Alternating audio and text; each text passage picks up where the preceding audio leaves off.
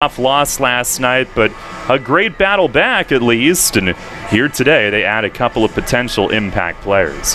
Yeah, and I'm really excited, especially about the addition of Verona. We saw him in batting practice today, and he certainly put on a show. Sometimes guys come over, it's a new environment, and even the BP kind of gets off to a little bit of a slow start just in that adjustment, but he hit it out, and it looked effortless, and he did it to all fields. And if that's a guy you can insert in the middle of the lineup, he can certainly do some damage. Obviously, he's not going to hit it out 3 times a game, but just a guy who can drive the ball, and that's really what this team's been missing. We've been talking about it the last week or two. It's sometimes the approach with guys on base, the just not getting the big hit when it matters. Sometimes it just seems like a hit or two short in so many cases, and even yesterday, such a battle back, coming from 6 runs down to tie it at 8, but then the grand slam obviously leading the Blue Crabs to victory. But York has been so close in so many of these games that maybe 1 or 2 additions is the big difference. Yeah, and we'll see one of those tonight. We will not see Joaquin. He threw a bullpen earlier today, but Verona is in the lineup in left field. Revs come in trying to snap a 7-game skid, their longest in 2 years, and it does tie the longest in team history for the 6th time, 21-37 the record. Southern Maryland 33-24, a 3-game lead for first place. Corresponding roster moves today. The Revs released outfielder Derek Robinson, also right-hand pitcher Luis Guzman, who made 1 start, 1 relief appearance, and Mace will comment on that coming up. Mainly with Guzman, they want to see him get a little bit stronger, get some better velocity, among other things. It's certainly not all about velocity pitching at this level, but they did want to also give him an opportunity to get some more work elsewhere. And with Robinson, Matt, it was a tough go for him. They looked at him as potentially an impact guy coming into the season, but as you know, there have been maybe 3 or 4 potential impact guys coming into the season that didn't pan out. They had in the past, but did not this year, and have gone elsewhere as a result of that. Yeah, and it's a bit unfortunate when you have high expectations for a guy and he doesn't meet them, but the coaching staff has to do what's best for the team as a whole and put this team in position to make a run in the second half. Derek Robinson, a guy who played over 100 games in the major leagues just a few years ago, so he certainly had the pedigree, but just struggled to figure it out at the plate so far this year. But I will say he was good defensively, did not make a single error in his time here in York. Yeah, no doubt about that. Tonight it'll be Logan Williamson making the start, 1-5 with a 5.55 ERA. Daryl Thompson goes for Southern Maryland. Another ace. They have a rotation full of them. He's 5-3 with an ERA of 2.93. And coming up on our pregame, a lot to discuss with Mace here tonight. So that is the bulk of our pregame, is our Broadway transmission manager's report. A little bit more so than a normal night, and talk about the addition first and foremost of Tyrone Verona, who will make his debut here this evening. First pitch set for 6:30 on what has suddenly become a beautiful night here in York on Sports Radio 1350 WOYK. Having the gang over to watch the game? Keep them happy with great BestJet products from your neighborhood SureSave markets. Football fans, hockey fans, basketball fans, everyone's a fan of game day party planners with $18.93 deli items. BestJet hot dogs go great with BestJet kettle cooked chips. Or serve up a couple BestJet rising crust pizzas with 12 packs of BestJet soda. Throw the best game day party ever with BestJet products. Shop Sobel's Markets in Shrewsbury, Stewartstown, Whiteford and East York, Wetzel's in Glenrock, and Nell's Market Fresh Foods in Spry.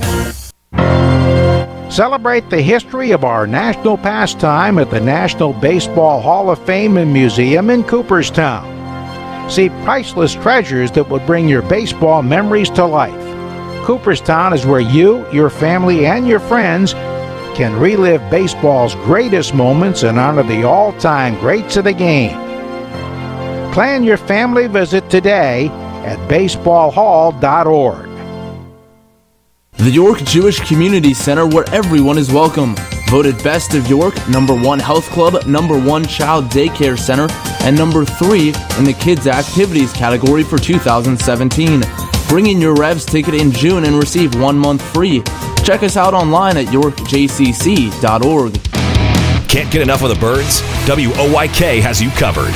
Join us all season on Mondays at 6 for the Baltimore Baseball Show, hosted by award-winning Orioles and National Baseball writer Dan Connolly from BaltimoreBaseball.com. Exclusive in-depth interviews, plus the latest insight and analysis on the Orioles every week. Talking baseball with the Birds, Mondays at 6. The Baltimore Baseball Show on Sports Radio 1350 WOYK. First in York, first in sports. Hi, this is Dan Patrick. Join me weekday mornings at 9 on Sports Radio 1350 WOYK.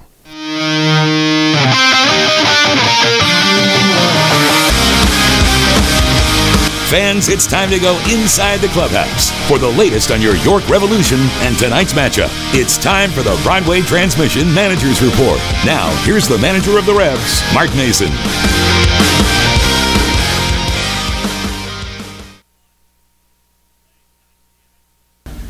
All right, Mace. Well, tonight you're going to get Verona in the lineup here in his first day, and tell us about BP and what you witnessed there. Well, BP was pretty impressive. If it's like that in a game, I think we're going to be in good shape. Now he hit the ball really hard. He hit the ball out of the ballpark to all fields, and he had good balance when he swung. So I think his batting practice was really impressive, and now we'll just have to see if it carries into the game. With adding a hitter at this point, how, if he produces at a high level, how much could one guy help the overall lineup with the way things slide and, getting another guy on base consistently if he's able to do that? Well, I think it would work out well, and it would give us an opportunity to put the ball in play maybe a little bit more when we have runners on base. I think it gives us that opportunity to score more runs and move runners around. So anytime you can add a good contact bat into the lineup, it's always a good thing, and it should make it better for the guys hitting in front of him too, where they might get some better pitches to hit once in a while. So each guys are protecting themselves in the lineup. They're getting protected. So I think it's early, and we're not going to put all kind of crazy expectations on it, but he did just get released from AAA, and the batting practice today was really good, and we'll see where it goes from there. You also pick up Joaquin, who goes into the bullpen, and understand from talking with Fletch, looked like pretty good stuff in his first session. Yeah, I watched some of that too. It was right before batting practice, and the velocity was good. They had downhill angle on the pitches, had good movement. So we got that bullpen session in today, which means he wouldn't be available for the game today, but he'll be available starting tomorrow. Well, a couple releases came with it, with Robinson and Guzman. With Derek in particular, I know, looking at his track record, you thought he might be a really impactful guy and just couldn't quite get the offense going consistently. No, that's true. Derek and I talked today when he got to the ballpark, and, he understood totally what was going on, and, he even said, I really didn't do enough, to stay, actually. And so it's tough releasing guys. He's such a good guy, and you hate doing that, but he understood totally. He's a professional, and he understood. And, with Guzman, he knows how to pitch. I just think he's a little bit short right now with some of his stuff, and he needs to be somewhere where he would pitch on a more regular basis. And even if he stayed here, he probably wouldn't get enough playing time that would help his career. So we're going to send him somewhere where he'll be able to play and get his innings and, get himself built up a little bit. I told him I would have no problem bringing him back at some point down the road. He's a great clubhouse guy, quiet, goes about his business, and he competes. And he did a nice job for us in Somerset the other day, and and he did a nice job when he filled in on a spot start here the one day. So it's just a situation with some of the guys that we have coming in, and we got some more guys coming in this week that he would get squeezed out there. Well, last night, again, a heck of a battle from your team, down 6, and you come all the way back to tie that. How do you handle it? How do the guys handle it? One that was tough to swallow, but again, a really hefty fight from your group. Yeah, it was a great fight, and we had a meeting yesterday. Well, I should say I had a meeting yesterday before the game, and we talked about a bunch of different things. And I thought we went out there, and except for the pitching part of the game yesterday, when you give up 12 runs, it's going to be hard to win games. But when you score 9 runs, you should win. And I was proud of the way the guys fought back offensively. we got down early real fast, and we came right back and tied the game. So I think that's the right approach and the right attitude. We fought, we stayed focused, we didn't give up the fort, and we didn't fold. So we battled all the way to the end, and even scored a run late. So, and we were able to bring the tying run to home plate last night in the 9th inning. So I think that says something about it too. But we just need, we talk about it every night now. It's like we need to do everything right. We pitch one night, then we don't hit, or we hit and we don't pitch, and it just goes on and on. It's always one aspect of the game, and we just have to put it all together. And I think when we do that, the results will be better. With Luke in the 8th, the previous night he had struggled to find the strike zone. Do guys ever come back the next night and maybe overcompensate a little too much, and they're a little too much over the plate? I don't know if that was it or not. I just think, he has good stuff, and I just, sometimes he lost it there the night before last, and I thought last night, he was throwing strikes. We gave up a two-strike hit to Rodriguez to start that inning off, then another hit, and then we botched up a bunt.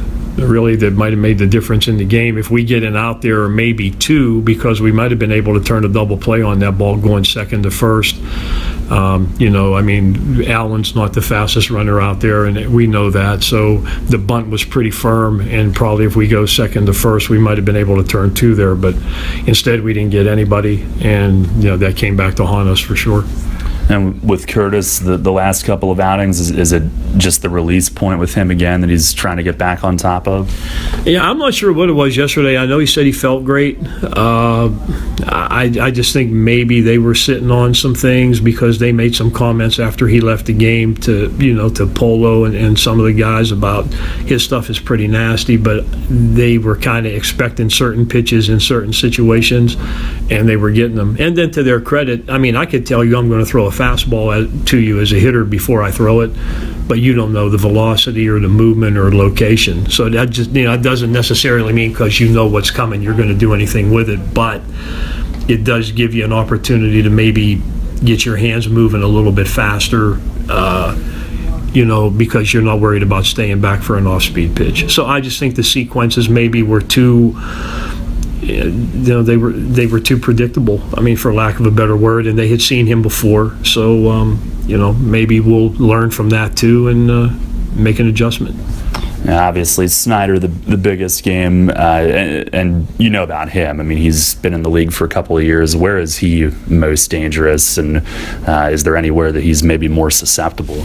Well, it's. I really don't want to say where I think a guy would, where I think a guy would be an out and where he wouldn't be. I do know one thing, that if you don't make quality pitches against him, he will punish you, and that's what he did last night. So he punished us for 5 runs, and I think at least one of those the 3-run homer, I think, might have been with 2 outs, maybe. So it's kind of frustrating when you're giving up a lot of runs with 2 outs, and even maybe with 2 strikes in some situations. But he's a good hitter. The middle of their lineup is they can hit the ball a long way if they grab it. So we got to do a better job with those guys. And lastly, Logan tonight, where did he kind of turn things around in a successful concept last time at Somerset? Well, I just think he attacked the zone a little bit better. I thought he kept the ball down better. He had command of a couple different pitches, which always helps when you can throw the fastball and something else with it to keep the hitter off time. But I think it was more location there, and he kept the ball down. So hopefully he'll do that again tonight. All right, Mace, thanks a lot. Good luck tonight. Yep, thank you. All right, Revs manager Mark Mason on the Broadway Transmission Managers Report. Lots to discuss indeed. And as Logan Williamson wraps up his warm-ups down and right, take a look at our starting lineups tonight, brought to you by Flying Feet. For Southern Maryland, as a team, hitting .329 the last 5, and so far in this series, 7 runs on 13 hits the first night, 12 runs on 14 hits last night. It'll be Jose Lozada, the third baseman, leading off. Hitting second at shortstop is Edwin Garcia. Zach Wilson, the DH, will bat third. Cleanup man Michael Snyder at first base. Corey Vaughn in center field bats fifth. Devin Rodriguez, the left fielder, is hitting sixth. Zach Cohn in right field will bat seventh. Luis Allen does the catching for them, hitting eighth. And Brian Bistain, last night's hero for them at second base, will bat ninth. He'd kind of botched a couple of plays defensively, but certainly made up for that. Again, it's Lozada, Garcia, Wilson, Snyder, Vaughn, Rodriguez, Cohn, Allen, and Bistain, who hit the grand slam in the seventh last night, if you were not with us. That lineup facing Logan Williamson. The Revs against Daryl Thompson tonight. We'll go with Travis Witherspoon in center. Alonzo Harris at second base. He'll bat second. Hitting third, the first baseman, Isaias Tejeda. Michael Burgess will DH and bat cleanup. Catching is Luis Cruz. He will again bat fifth. Angel Franco at shortstop is hitting sixth. Jared Mitchell in right field bats seventh. Tyrone Verona in left field is hitting eighth. And Ryan Dent is the third baseman batting ninth. Again, Witherspoon, Harris, Tejeda, Burgess, Cruz, Franco, Mitchell, Verona, and Dent for the Revs here tonight, who over their last 7 home games have scored 6 or more in 5 of those 7. And last night included. Typically, when this team scores like they did last night, they're going to win. So hopefully, Matt, you isolate the offensive side of it, keep building off that, and hope to get a good one from Logan Williamson, who's coming off a good one his last time out. Well, I think so much of the frustration in the first half overall has been when the pitching has been there, the hitting has not, and vice versa. And so I'm not sure there's necessarily an answer to that. It's just kind of the way things have fallen into place. But hopefully, with 2 weeks left, as we kind of talked about the last couple nights, it's when you build some momentum and change the confidence, you change the mood in the clubhouse, and all of a sudden you're playing your best baseball when things go back to 0-0. Oh, Williamson still down in the bullpen a little bit longer than normal. Not sure why that is the case. I don't know if it's weather related. They did pull the tarp off about 5:45, I guess, is around the time they did that. So Mace just motioned for them to get it moving, and Frank Gailey goes running down there to see what's up, and it looks like he did just finish. So we can't see it. I was just hoping that everything was all right with him. It looked like Cruz was standing for a few moments, not catching there for a couple of pauses, and wasn't sure if there was anything amiss. But Logan will make his way back toward the dugout, and Revs will take the field here shortly. We'll take a look at our York Mitsubishi out-of-town scoreboard, and Southern Maryland a 3-game lead for first place over Lancaster. The Blue Crabs last night winning here in York. Lancaster lost at home against Bridgeport 6-3. So Southern Maryland up by 3 games in the division. And the other race in the Liberty, Somerset with a 2-game lead over Bridgeport, who keeps hanging around, having won 3 in a row. Somerset a league best 36-22. Bridgeport, though, having a great first half at 34-24. And last night, Bridgeport, that win in Lancaster. Somerset in a doubleheader split it at Long Island, losing 8-4 and then winning 8-2. And the other games last night were in New Britain, a doubleheader there with Sugarland, winning 7-4 and then losing 7-4 against the Bees. Well, I was just looking at Southern Maryland's results of recently, and it was really that trip when York came down to face them a couple weeks ago that ignited this hot start of late. They've won 11 of their last 14 games and 9 of their last 10. So it's certainly a hot team that the Revs have run into, and the last couple nights they've really played good games and just come up on the short end. Yeah, you can't stray away from the fight, that's for sure. Give it a go again tonight. Keep going at them. And Southern Maryland on the road, 18-9. Having won the last two, they had a huge series at Sugarland that vaulted them into first, which was right after that series against York that Matt mentioned. Revs take the field tonight wearing the alternate black jerseys and hats here tonight. A little bit different look. We'll take a timeout. First pitch for game number 59. The Revs and the Blue Crabs coming up next.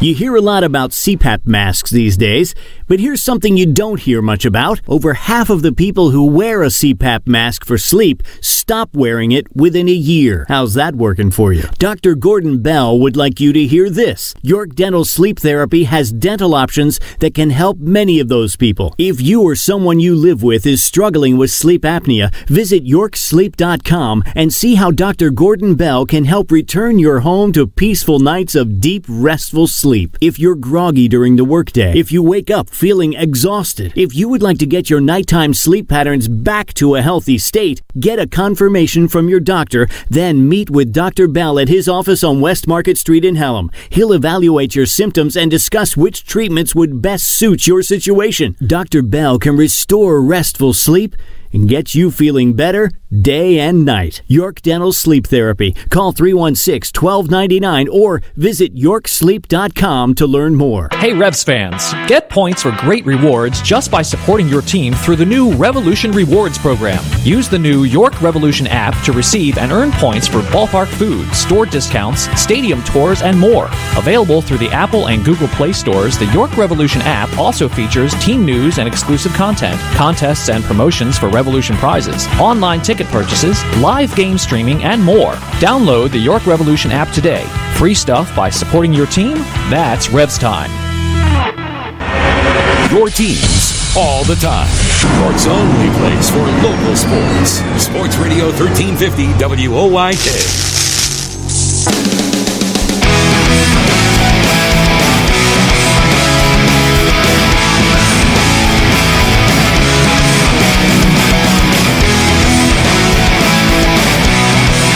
Well, the Revs have taken the field tonight, and now Logan Williamson in his warm-ups out on the field mound as he makes start number 11, 1-5 with a 5.55 ERA.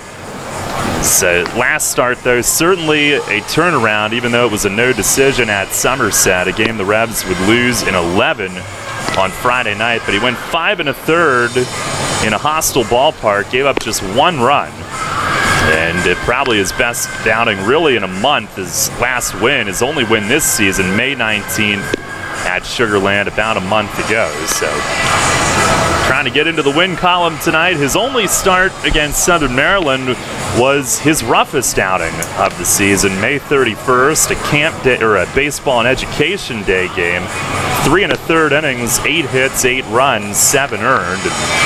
It was a couple of runs in the first and then a big third inning that really did him in that day. So he will try to tame the beast that is Southern Maryland, going for a first half title. A hot offense. Really good starting pitching. The Revs going up against one of them tonight in Darrell Thompson. Their bullpen has been strong as well. The Revs have had some success against the starters the first 2 games in this series, not as much against the bullpen. And the Revs starters looking to get back in gear. At times they've had really good performances, but over the last 11 games, just 2 quality starts. Williamson almost gave them one on Friday, but fell just short of the 6 innings. So Lozada in there. And our Dasher Investment Services first pitch tonight is in for a strike. We are underway on what is now a brilliantly sunny evening here at Peoples Bank Park. 6:39 first pitch. The 0-1. And a swing and a tip foul over toward Garcia, who's on deck. Williamson quickly ahead. Lozada, the switch hitter, batting .227, but against the Revs, .400. He's been on base a bunch in this series. 5 for 9. Here's the pitch, and it's off the plate away.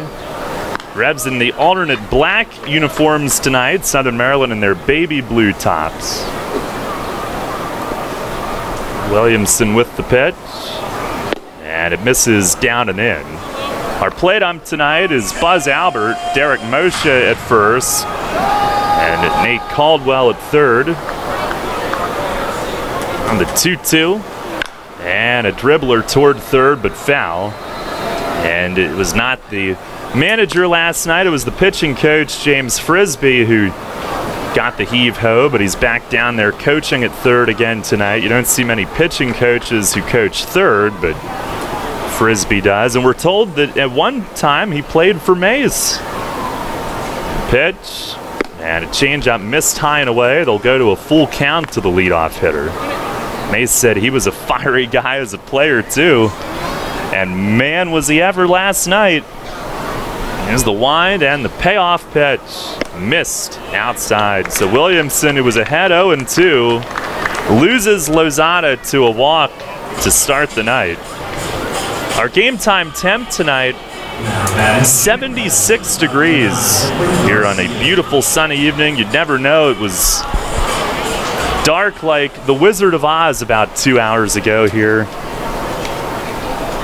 I think we dodged the worst of it, but it did downpour for a few minutes. Certainly good timing on the storm. A couple hours before game time, and like you said, just the bottom of it. Here's Edwin Garcia as Williamson misses away. Garcia in the 2-hole hitting at 235. He has hit pretty well against left-hand pitching, 321. Williamson the 1-0, and there's a strike. He finds the outside corner with it.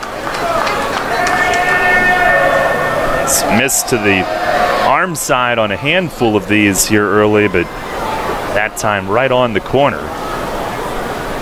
Already, here's a move to first. Lozada back standing and filling in at the top spot until Gary Brown at some point comes back from some horrific back spasms. Lozada up to 10 steals. 1-1, and that missed upstairs. Lozada stole his 10th last night in the first inning after leading off with a single. Leads off with a walk here tonight. Has his lead, the 2-1, and he reached for it. Garcia did, fouls it off over the roof on the first base side. Rebs just 3-7 against Southern Maryland.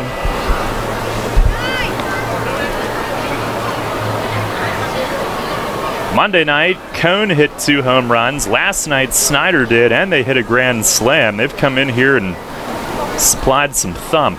Move to first, back standing is Lozada. Blue Crabs third in the league in steals as a team with 63. 3 last night.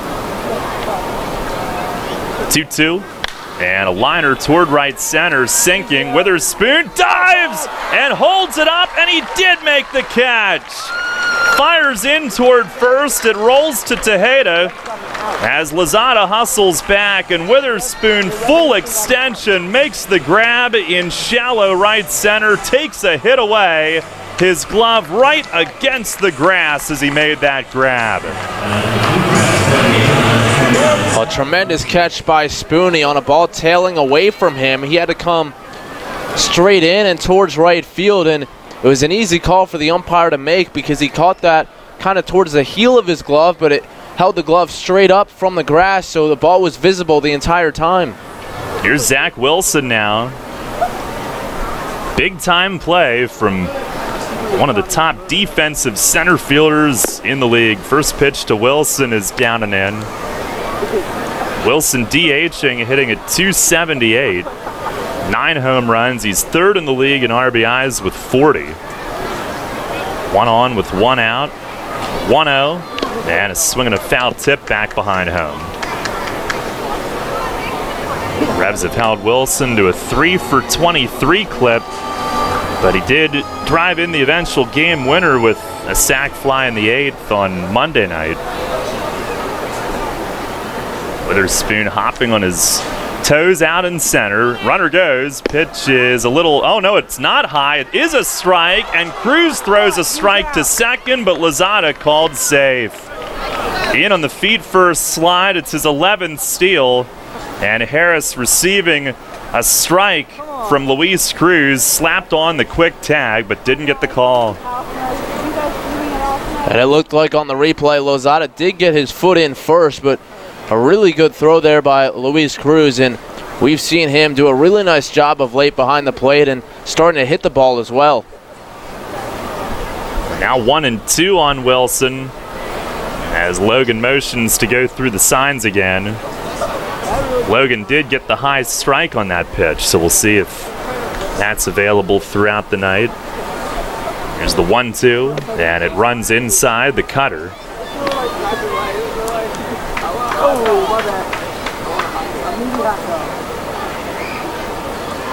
Blue Crabs had 1 steal on Monday. We mentioned 3 last night. Harris near the bag at second, trying to keep him close, and Logan spins but hangs on to it. He'll watch as Lozada dives in. Running in advance, bro. Got it. 2 balls, 2 strikes on Wilson. Williamson with the pitch. Swing and a miss. On the 2-seamer tailing away, and he strikes out Zach Wilson for out number 2. Now, why wasn't he the K-man tonight?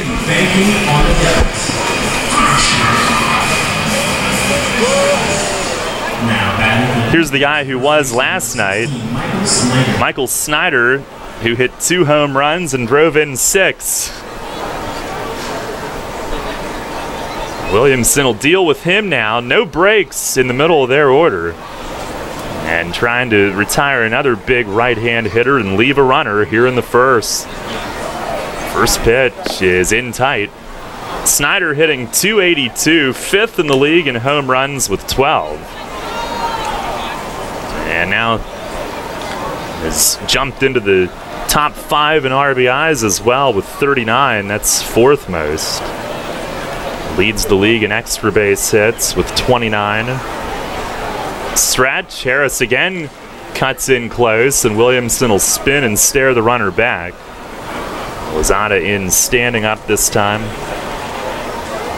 Shadows across right between the mound and home plate. The rest of the field sunlit here on what's become a beautiful night. The pitch is swung on and missed. A cutter from Williamson.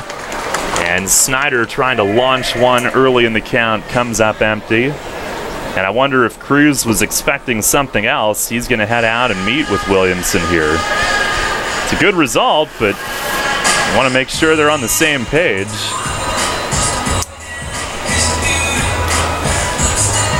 Rebs held Snyder to a 1-for-5 with a blue pit on Monday night, but then he busted out in last night's game.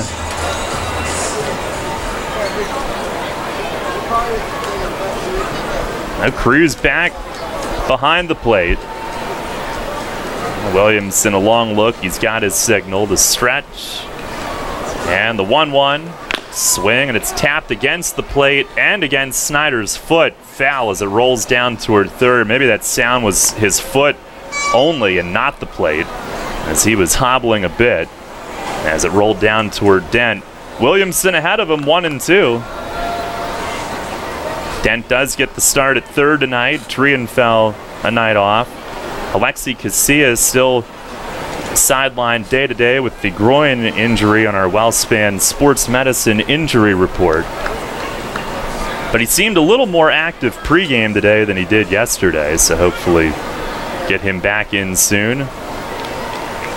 Look back, and the pitch, and it's up and in, 2-2. Oh! Snyder, a late reaction, shaking his left hand. Apparently, it deflected off his knuckles into Cruz's mitt, and Buzz Albert points toward first and awards him the hit by pitch. Now, the reaction that we could see from here was a little delayed, but he might have winced initially before shaking that hand. Didn't realize it until a couple of seconds after the fact, but hit by a pitch and no argument from York. Well, I certainly believe that it hit him, but a tough break for Logan Williamson because he got the check swing there, and it was on the start of the swing that it leaned into his knuckles. Yeah, here's Corey Vaughn. He rolls the first one to third. Dent's got it. He'll throw to second, and that's the inning, just like that. And Williamson gets Vaughn to hit it off the end of the bat and roll it to third. No runs, no hits, 2 men left. And we've played a half. It's the Blue Crabs nothing, and the Revs coming up. Sports injury? Walk into WellSpan Urgent Orthopedics for immediate care. No appointment is ever needed. Our orthopedic and sports medicine specialists are here to treat you. Visit wellspan.org/urgent orthopedics today for hours at our York and Hanover locations. Now through June 30th, it's the York Mitsubishi Sizzling Summer Sports Utility Sales Event. The Outlander and Outlander Sport are the best price SUVs in the market, starting at $17,495. Now available in 5 or 7 passenger. Financing as low as 0% for 72 months. With the best warranty in the business, 10-year or 100,000-mile limited powertrain warranty. Only at York Mitsubishi. Celebrating 27 years in business just off Route 30 and Roosevelt Avenue. York Mitsubishi, where Mitsubishis always cost less. Are you one of the many people that has a 401k that is eligible to roll over, but you just haven't done it yet? Maybe you're not sure where was the best place to put it. I'm Tom Dasher of Tom Dasher Investment Services. I specialize in helping you getting your 401k and IRA money parked in the best place for you. So if you haven't rolled your 401k yet, or if you're not satisfied with your IRA, call me for a consultation at 487-2096. That's 487-2096. And check out my website at tomdasher.com. All about local sports. Sports Radio 1350 WOIK.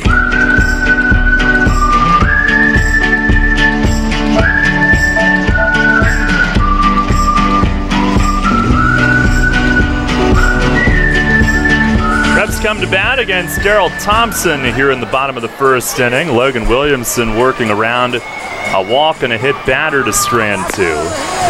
And Thompson now making his 12th start, 5-3, tied for the second most wins in the league. He's top 10 in ERA, ranks 8th at 293.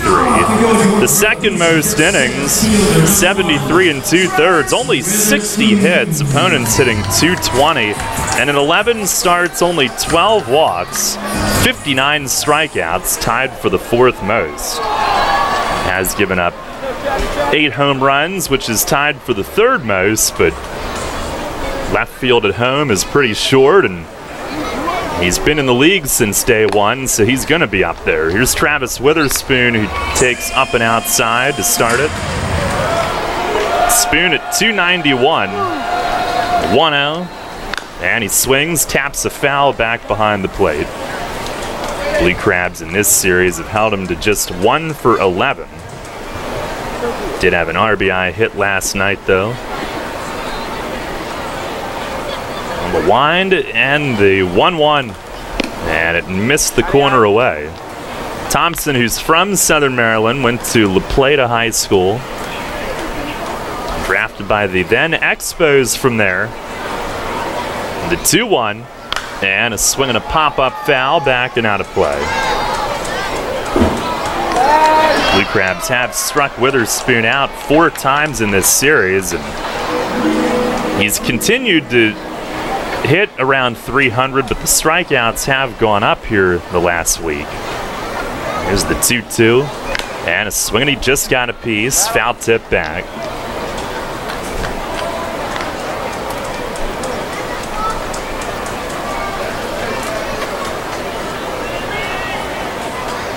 Thompson now 31 years of age. He deals. And a dribbler to shortstop, right to Edwin Garcia, and he'll step into a strong throw across to first, 1 away. And that'll bring up Alonzo Harris. Harris at 290. Last night hit his 2nd home run and has driven in 12.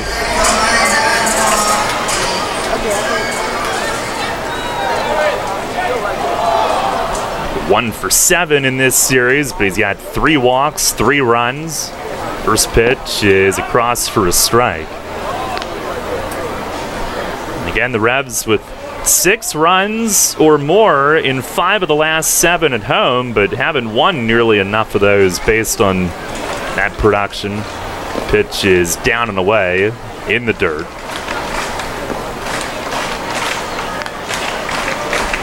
Thompson, 16th year pro.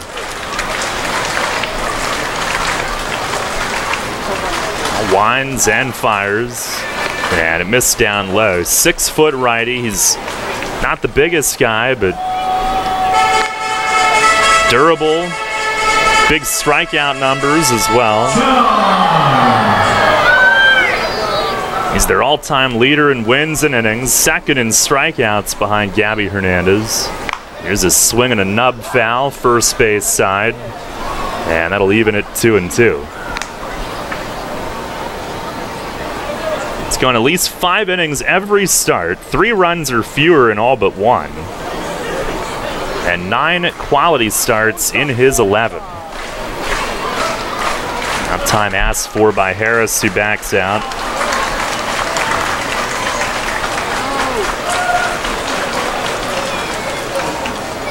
The wind and the pitch, and it bounced it up there off Allen's glove, and it ricochets back. And they have some guys that have kind of defied the timing that many others have experienced in the league. It's a lot of veteran players, and a lot of times after a few years, guys tail off. Pitch to Harris is grounded towards short. Garcia backhands and a long throw across, and Alonso beats it, going hard all the way. And he'll leg out an infield hit on what for a lot of runners would have been a routine ground out. Well, Garcia is a top shortstop in this league. We've seen him a lot this year, and he makes pretty much every play out there. Not one a backhand play, and he did everything right, but Alonzo Harris just too fast. Now here's Tejeda. The Revs have seen over the years some starters tail off a little bit, but Hernandez, Thompson, and Grenning, they've been in the league for a long time and having some of their best years ever. All at the same time. Here's Tejeda. And the first pitch, he swings and drills one deep left center and off the wall. A line shot. Harris at third. Polo's going to send him. Throw misses everybody by second base, and he scores on it. And Tejeda slides in with a double that was rocketed off the wall padding in left center, about halfway up off the Hatfield sign, and the Revs with a 1-0 lead here in the bottom of the first.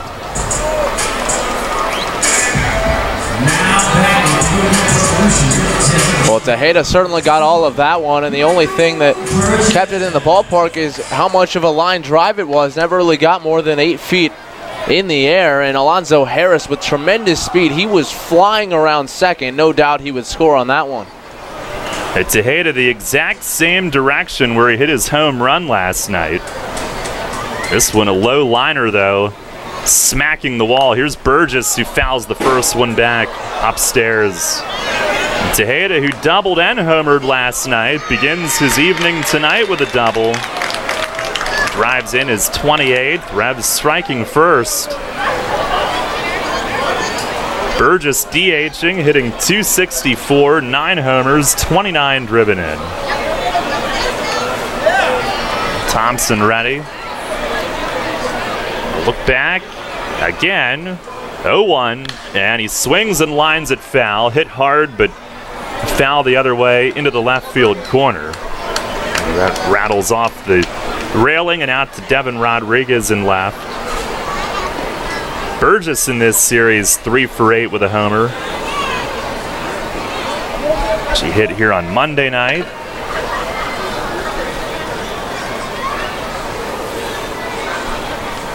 That gave them an early lead in a back and forth game that they lost close. 0-2, breaking ball, swing and a miss. Boy, Thompson, 68 miles an hour. Big sweeping hook. And 2 down here in the bottom of the first.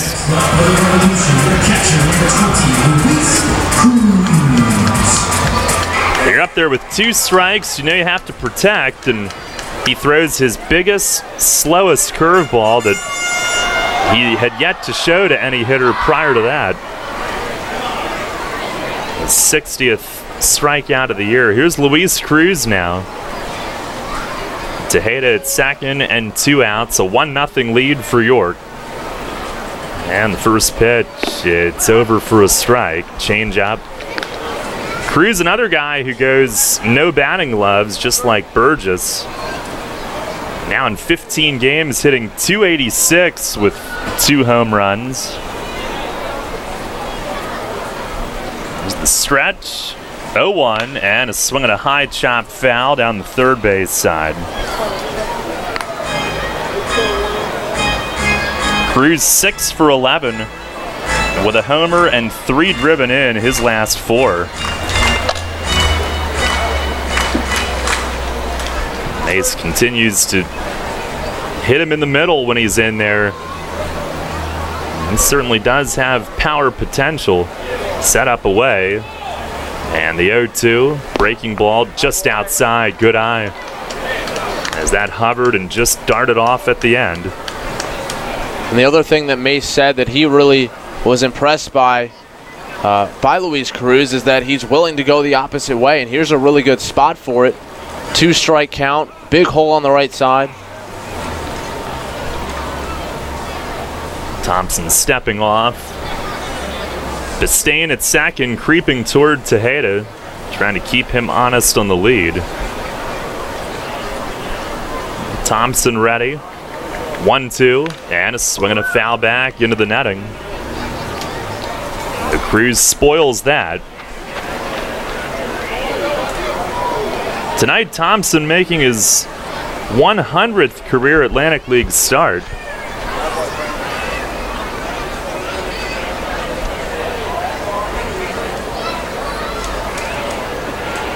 Struck out 9 in his last start against New Britain. He deals, and that missed high, 2-2. Went 6 2/3, 2 runs, struck out 9 and didn't walk any in a 3-2 win.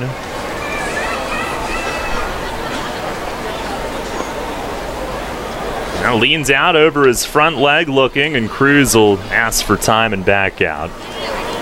Thompson, an 8th round pick of the Expos in 03 out of La Plata High School, which is in Southern Maryland's backyard.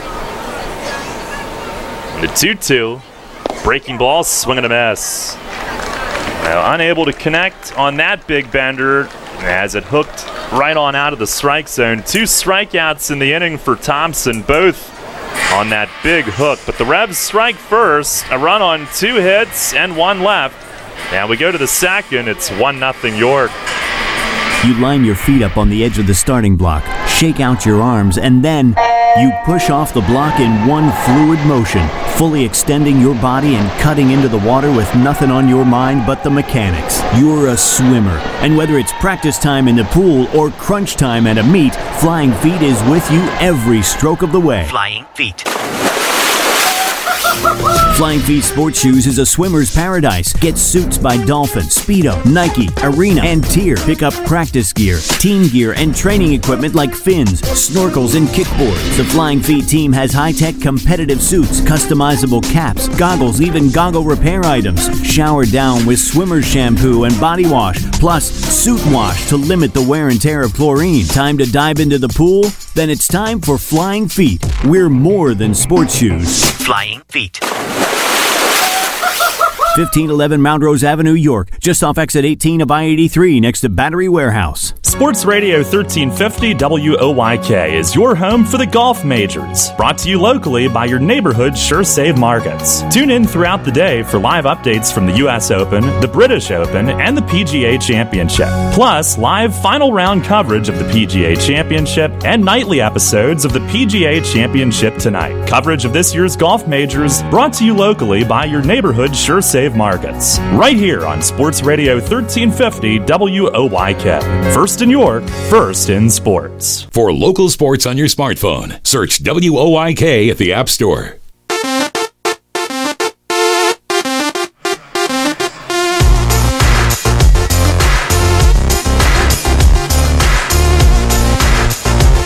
Revs a 1-0 lead as we head to the second inning here tonight.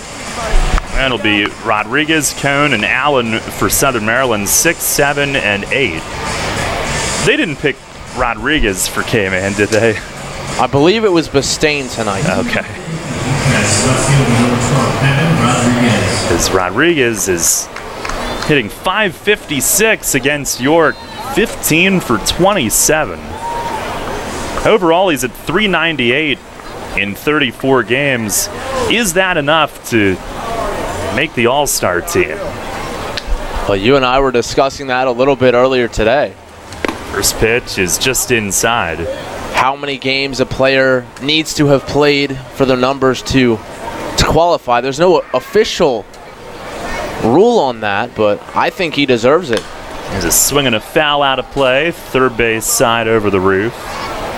Yeah, they would not be in this position if not for finding him. And initially, I don't know if this was what they had in mind. Here's the pitch.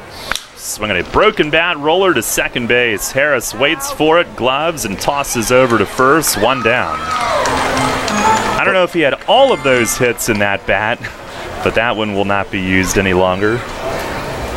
Well, nice to see the Revs finally get him out, but what I started to say was I don't know if what they had in mind initially when they brought him in was just to get a left-handed bat, but that's what I was thinking. The first time we saw Southern Maryland this year, they didn't have him, they didn't have Lozada, they didn't have anyone to hit from the left side. But if that was the case, certainly a pleasant surprise. Here's Zach Cone who gets a hold of one toward the big wall and left. It's off of it. And Verona plays it barehanded and fires a dart into Franco, cutting it at short. And Cone will stop with a single. Now Verona, his first chance in front of the big wall, plays it absolutely clean as could be. The carom was perfect, bare hand grab, and the throw was perfect. Cone a single, and that's it. And I heard Polo talking to Verona today in batting practice, telling him to go out and play around with the wall and see the bounces, and he said something to the effect of, oh, I've played in front of one just like that, I'll be fine. Yeah. And certainly was on that one. Nice throw on a perfect positioned carom. Here is Luis Allen who takes down low. Yeah, Durham Bulls Athletic Park has a mini monster in left field. I don't know that it's as, well, this one's the highest in baseball. It's not as high as this one, but it was the 1-0, and that missed up high, fastball.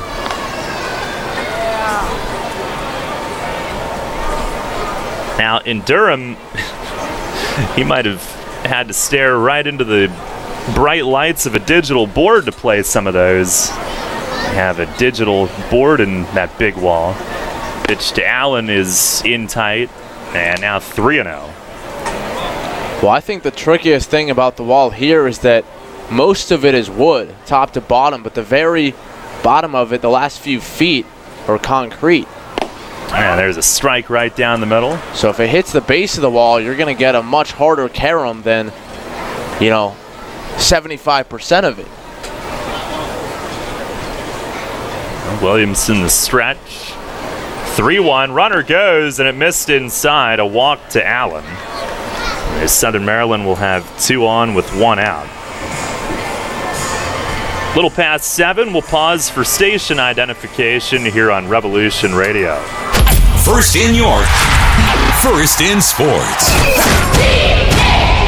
Your only local sports station. The new Sports Radio 1350, WOYK, York, Pennsylvania. Carroll Henry along with Matt Present. 1-0 York here in the top of the second tonight. And here's Bistain, last night's hero. First pitch is right on in for a strike at 86 from Logan. Bistain hitting .263 with a home run. And 7 ribbies, 4 coming on that home run last night, which was a tie-breaking grand slam in the 7th. 0-1, and a swing and a foul tip, and that thumbed Cruz. He'll need a moment. But Williamson ahead 0-2. Bistain against York now, 4 for 9 with the grand slam, also a double. 5 RBIs total, and 3 games played against York. A new set of baseballs delivered.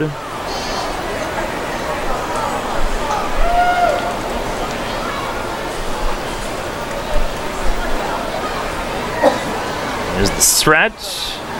And the 0-2. Swing and a foul back off the net. We're told that Durham Bulls Athletic Park is 32 feet high in left field, so it gives up a few feet to York, but that's pretty good. 32 is up there.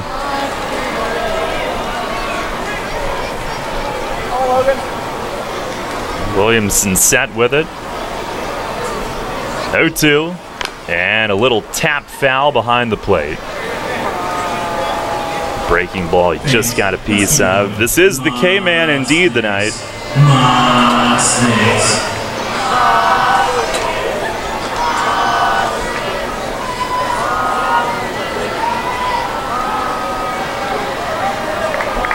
Both pitchers slowing it down a bit early in this game. Mace clapping from the dugout. Williamson ready. Pitch is in the dirt, blocked over to the right. Lead runner takes off. Cruz will throw it, but Cone is just in. Took off and slid in ahead of the tag from Dent.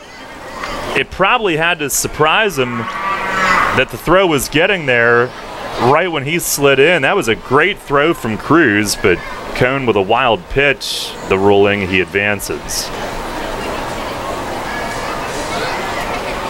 So now first and third. 1-2 on the hitter. The Revs could still be out of the inning on 1 pitch. That's actually a pretty big play that Allen does not go to second on the wild pitch. Pitch here is down and in, 2-2.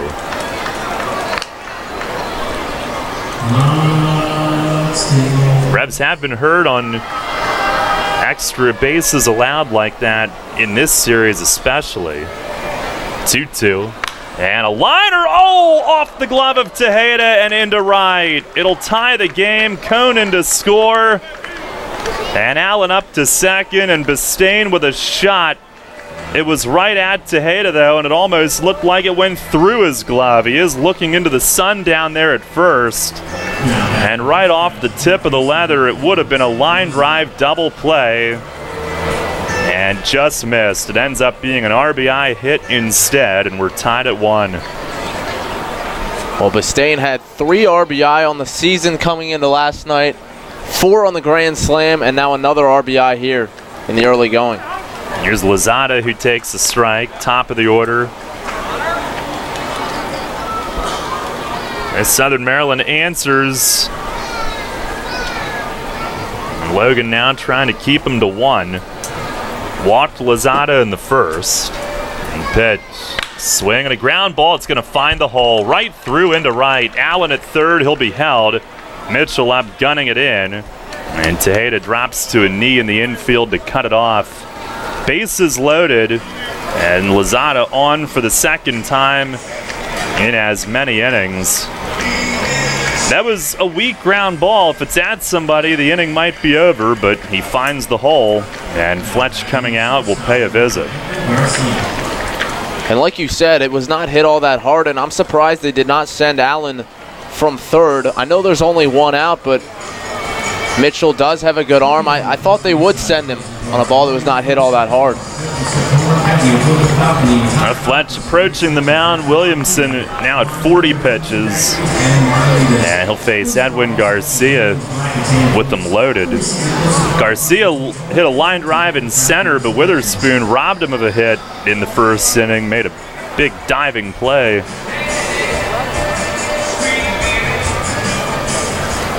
Fletch, a pep talk. He's good at that.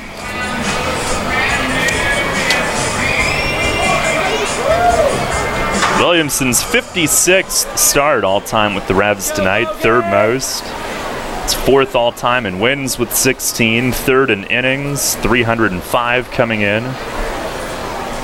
First pitch, right there for a strike, up in the zone, but gets ahead of Garcia.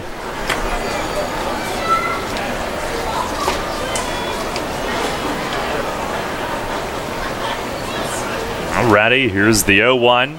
And a swing and a foul tip. And that ricocheted off Cruz. The gear didn't protect all of that. He got some of that off one of his legs. Williamson ahead 0-2. Again, another new set of baseballs delivered by the bat boy to give Cruz a moment. And Williamson ahead here, looking for an important second out. The meat of the order waiting with Wilson on deck. Logan steps off momentarily.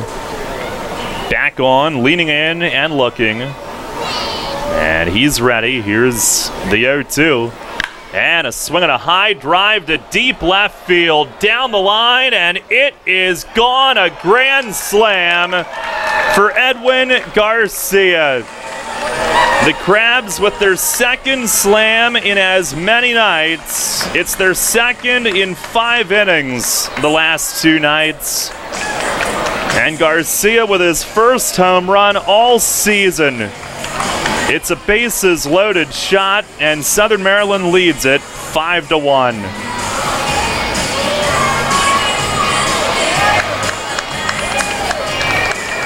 A 5-run inning, his first home run of the year. He had also been 0 for 5 with the bases loaded before that. Well, it's the 6th home run of the series for the Blue Crabs, and all have come with runners on. First pitch to Zach Wilson is outside. Man. Here's the wind and the 1-0. And it misses down and in. Southern Maryland with approaching a first half title. And they have a different hero every night. Still a long way to go in this one, but here's Wilson now, who follows with a base hit the other way. Pitch to the outer half, and he went right with it. Even on 2-0, not trying to do too much, just sends it into right. And 6 straight have reached. Rebs have now allowed 8 home runs in the last 4 games.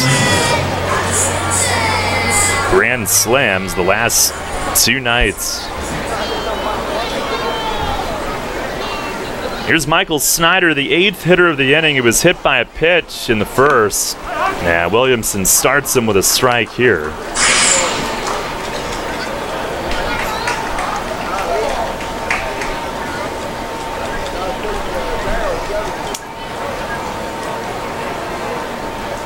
Williamson with the 0-1 and a swing and a miss. Good curveball. Might be the first time we've seen that pitch tonight.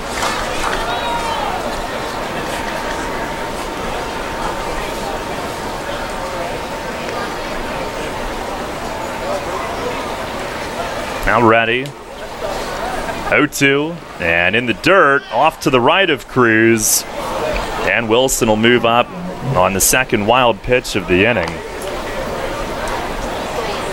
The 5-run second inning allowed. It's only the 4th time that the Revs have allowed 5 or more in an inning this season, but 3 of those 4 have been in the last 10 days. All here at home.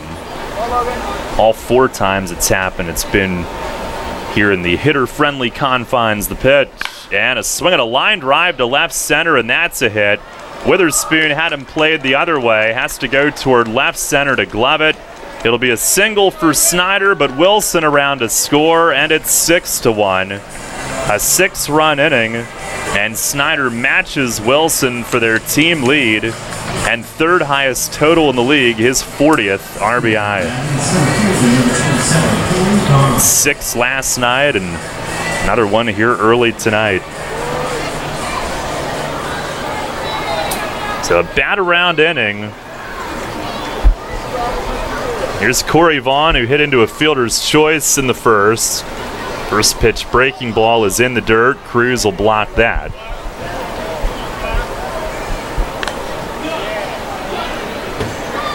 And you don't want to concede games. Revs down 5 here in the second, but you also don't want to burn the entire bullpen in a night. So it looks like they're finally going to get some guys trotting down there. This one missing just outside, 2-0. Click is making his way in that direction. Pitch from Logan. And a ground ball, left side took a hop at third. Dent right with it, goes to second and over to first just in time. Harris the turn, and they just nipped Vaughn, who can run pretty well. 5-4-3 double play. Took a favorable hop up for Dent, who was right in front of it, and that'll end the inning. But Southern Maryland scores 6 times in the inning on 6 hits. Nobody left. We go to the bottom of the second. Blue Crabs lead it 6-1. Money and business are essential to the strength of a community. So is cheering and celebration and music and fun. That's why York Revolution games, concerts, youth sports, special events, and more happen at a place called People's Bank Park. People's Bank has been serving York County for more than 150 years. Always cheering, always celebrating, always committed to the things that make York County great. And to you having a great time at People's Bank Park. People's Bank, member FDIC, equal housing lender. Sports Radio 1350 is your home for local and national sports. The Big Sports Talker also has you covered with news throughout the day. Catch statewide updates on news and sports from Radio PA. Stock reports with Your Money Now, mornings and afternoons. And national news updates every hour from Westwood One. Stay up to date while getting your sports fix all day. Sports Radio 1350 WOYK. First in York, first in sports. Hear that? It's the sound of summer. Sound nice? Call Kona Ice. We do it all. Schools, sporting events, parties, both corporate and birthday. You name it, we'll be there. We bring the party to you. If you need a little bit of fun in your life, we're the shaved ice truck for you. Oh, and we fundraise too. This summer, cool down with Kona Ice. Give us a call at 1-800-KONA-ICE or visit us online at www.kona-ice.com. Kona Ice. Flavor our world. Your teams all the time. York's only place for local sports. Sports Radio 1350 WOYK.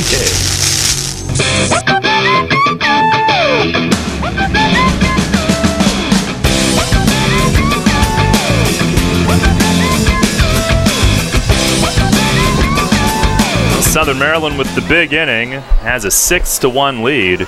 Bottom of the second, Angel Franco will lead off. First pitch is over for a strike. Franco hitting .264 with 3 home runs, 17 driven in. Starts at short tonight. Pitch from Thompson, and it missed up high. The shadows now right at the very back of the pitcher's mound, so everything is in shadows. Beyond that, sunlit. The 1-1. And a swing and a drive the other way, left center field, hit well, and off the base of the wall. Franco around first, and he'll cruise into second standing with a leadoff double the other way, and off the base of the fence.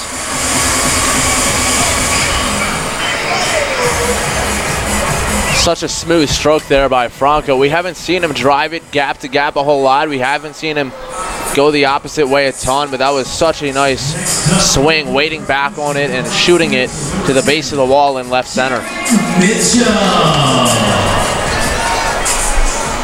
Here's Jared Mitchell now. Mitchell hitting .241, a steady climb. 3 home runs, 15 driven in. Against Southern Maryland, he's hit .345. Thompson ready.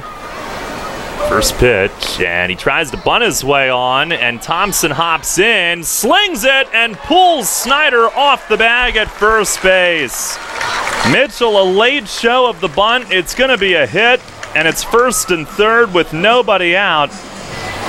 It certainly wasn't a sacrifice. He hit it until the pitch was on its way and forced Thompson to pull it off the bag. Well, this is certainly what you want for Verona. 2 men on. And a chance to drive some runs in. You certainly can't question the fight of this team in recent days. As much as the results have not been there, the comebacks certainly have. So here is the new acquisition, Verona. It looks like Dayron if you look at it, but pronounced Dyrone, the Havana, Cuban native.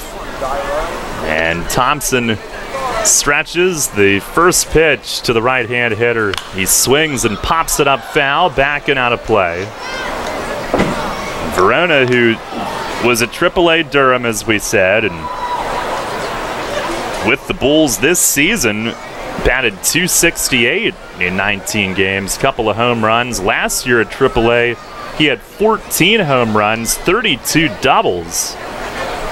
And the 0-1, it's a called strike, outer edge. And he's got a lot of pop. He's not the biggest guy in terms of stature, but listed at 5'11", I believe. 185. But powerful within that frame. Pitch is taken the other way. Base hit right field. Franco scores. Mitchell goes to third. Tyrone Verona with an RBI single in his first Revolution at bat.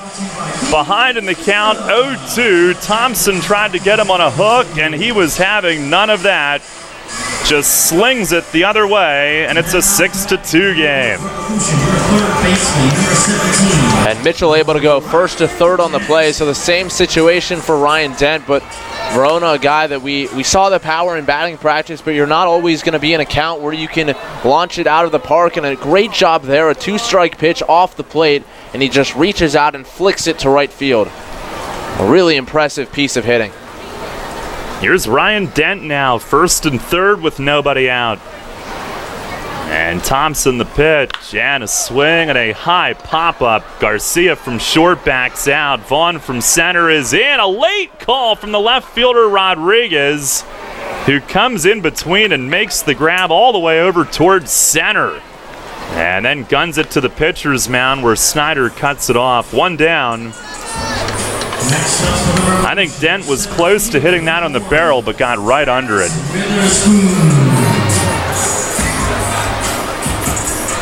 Garcia and Vaughn were both close, and Rodriguez out of nowhere comes flying in. One down, here's Witherspoon at the top of the order. He grounded to short his first time up. Revs down 6-2. They have scored in each of the first two. First pitch is swung on and missed, off speed from Thompson. Revs have 5 hits here in the early going as well.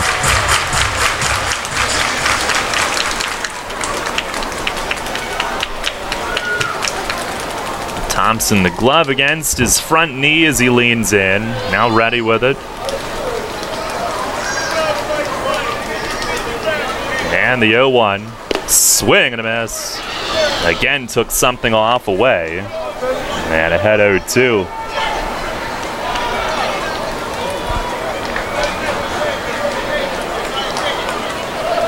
And this is where Witherspoon has to try to follow up on what Verona did. Get a pitch.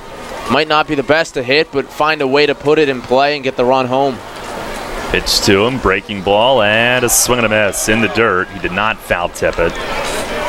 Now, Thompson with that big, wide curveball again. Some of the biggest movement on a curveball that we'll see in the league all year. Has his third strikeout, all 3 swinging on that pitch. 2 down in the inning. That thing oftentimes won't even touch 70 miles an hour, but it's a strikeout pitch for him. Here's Alonzo Harris with first and third and 2 outs.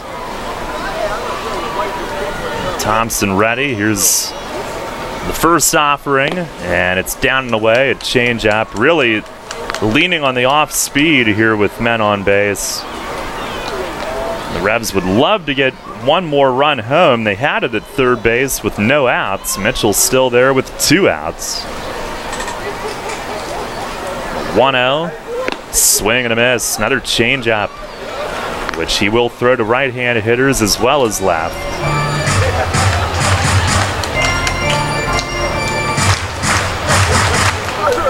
A pop-up and a strikeout after he had first and third, no outs. Here's the stretch. The 1-1 and a swing and a foul tip squeezed. Fastball at 89 there, 1-2. By the way, our Heritage Lawn and Landscape Care home run contest tonight, Stephanie Trowbridge, our contestant. Good luck, Stephanie. Thompson ready. Here's the 1-2 and a breaking ball down and away. A good recognition from Harris. Allen went to both knees to block it. 2-2. Revs have at least answered back with 1 after Southern Maryland put up 6. 6-2 game here in the bottom of the second. Thompson ready again. Fires and missed down and away. To Harris, battles it all the way full. Verona will be on the go here from first with 2 outs. Harris, an infield hit and a run scored in the first inning. There's the stretch from Thompson. Play behind the runner at first. Pitch is lined down the left field line and a base hit. Mitchell scores. Verona heading to third. He'll be held there, and Harris cruises into second with an RBI double. And it's a 6-3 game. Harris worked it full, and with 2 outs, comes through.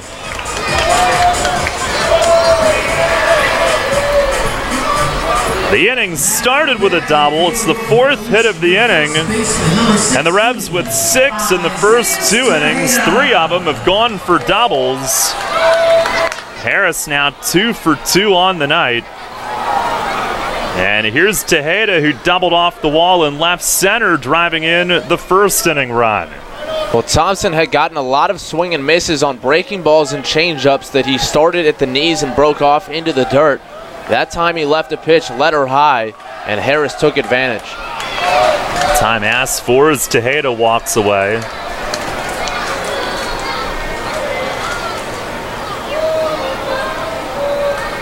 Now the Revs with 2 on the board, 6-3. They have 2 more in scoring position here with 2 outs.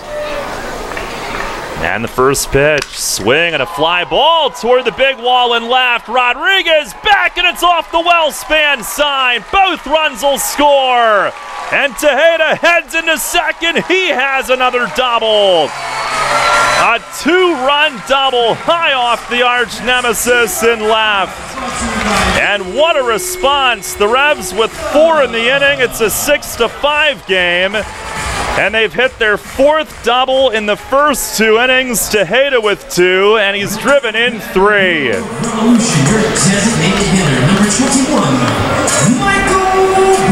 A mound visit now from James Frisbee, and this will break up that streak of consecutive quality starts for Thompson, as the Revs have really gotten to him here in the second.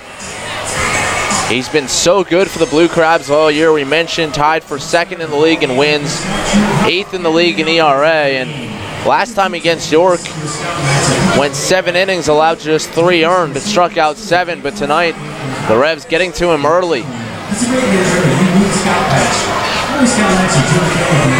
A 6-5 game, 4 runs in the inning on 5 hits, 3 doubles in this inning alone. And of course, Tejeda had 1 last inning as well. 2 for 2 with 2 doubles, 3 driven in. And he has started to produce big time again. Here's Michael Burgess, who can tie it with a hit. First pitch is up high. Allen throws behind Tejeda. And Garcia, the shortstop, had to circle in front of him to make that catch. And he stopped short. It could have gone into center. Burgess a strikeout on a curveball swinging in the first. Garcia up the middle at short. Outfield and infield play him to pull. 1-0. And a line drive. He yanks it foul into the bullpen balcony in right. That'll bounce right up under the pavilion.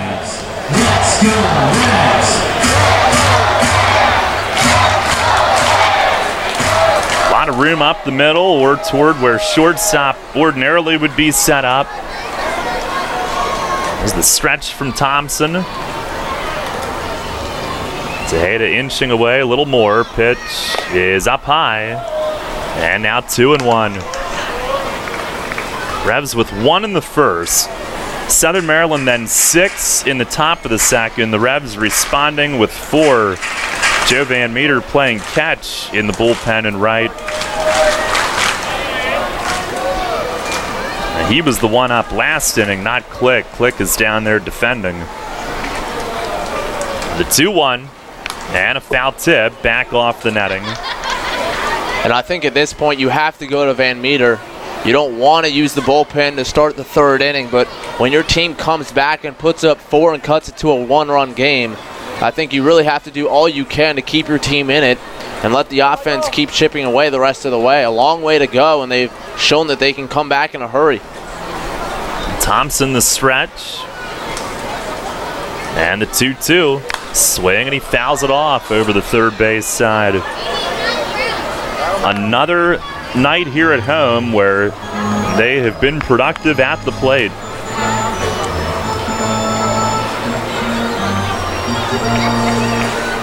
So that's certainly the positive right now. Thompson again. Sets the hands, 2-2. Breaking ball, grounded back to him. He'll glove it, take his time, and chuck it over to first to end the inning. But the Revs with quite the response, answering Southern Maryland 6 with a 4 spot on 5 hits, 1 man left. We go to the third. It's the Blue Crabs 6 and the Revs 5. Take it from me, guys. You want to make life happier? Your wife wants a nicer lawn. The kind of lawn you see on Home and Gardens and Martha Stewart. Here's a hint. You're not alone. Call your pals at Heritage Lawn and Landscape Care. They've got a way with lush lawns that the ladies like.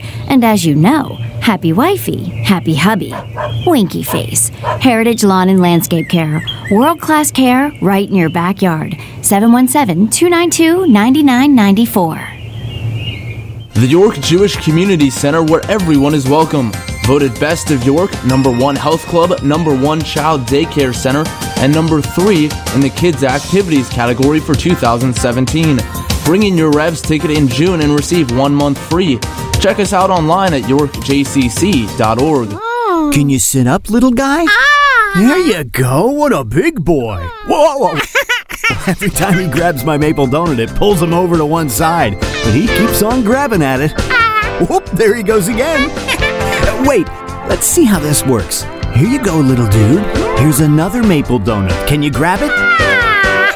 Well, there you have it, folks. Charlie's right. A balanced baby needs a maple donut in each hand. Maple donuts taste right. York Sports on your mobile device or online at WOYK1350.com.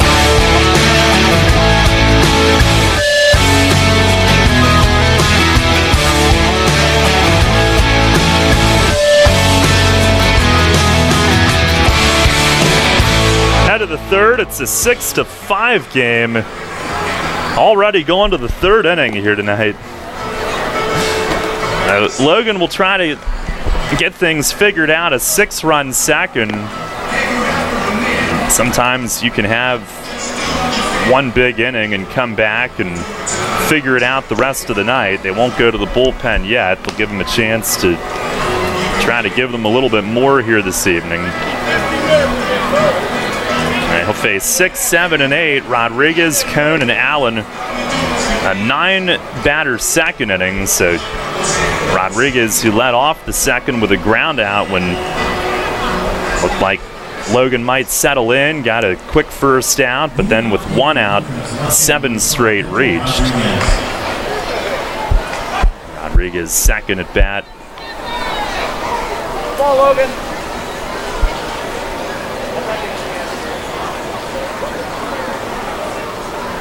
Williamson set to go, and his first offering of the inning, right down the middle. It's a called strike. And by the time the All-Star game arrives, Rodriguez will have potentially played close to 50 games. Here's a line drive, left center, long run Verona. That's going to split the gap and one hop the wall. And Rodriguez to second base, standing with a double. He does it again. Revs now have Jay Goss up in the bullpen. Thought it was Van Meter, but here comes Mace, and that's going to be all. A leadoff double to start the third inning. The Blue Crabs with their 7th hit. And the Revs will be going to the bullpen early tonight. And it'll match the shortest start by a Revs pitcher this season. Frank Gailey went 2 innings in Sunday's game. And Goss will make his way in. Pitching change brought to you by Maple Donuts here in the top of the third. And the Revs trying to keep it close here in the early going after fighting back, trailing 6-5. And Goss comes on when we come back. Having the gang over to watch the game? Keep them happy with great Best Jet products from your neighborhood SureSave markets. Football fans, hockey fans, basketball fans, everyone's a fan of game day party planners with $18.93 deli items. Best Jet hot dogs go great with Best Jet kettle cooked chips. Or serve up a couple Best Jet rising crust pizzas with 12 packs of Best Jet soda. Throw the best game day party ever with Best Jet products. Shop Sobel's Markets in Shrewsbury, Stewartstown, Whiteford, and East York, Wetzel's in Glenrock, and Nell's Market Fresh Foods in Spry.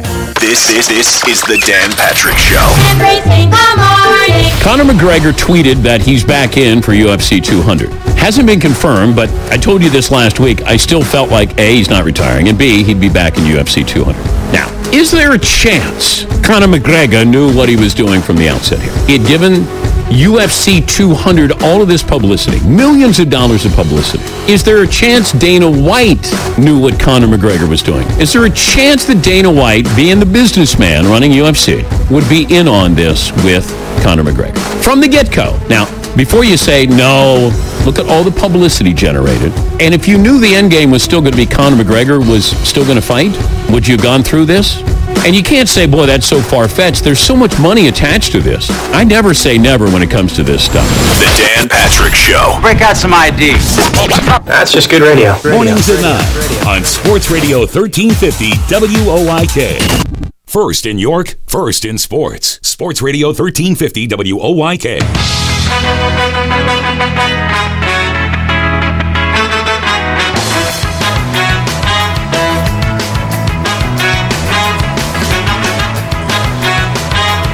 Jay Goss, an early appearance tonight. Pitching change brought to you by Maple Donuts.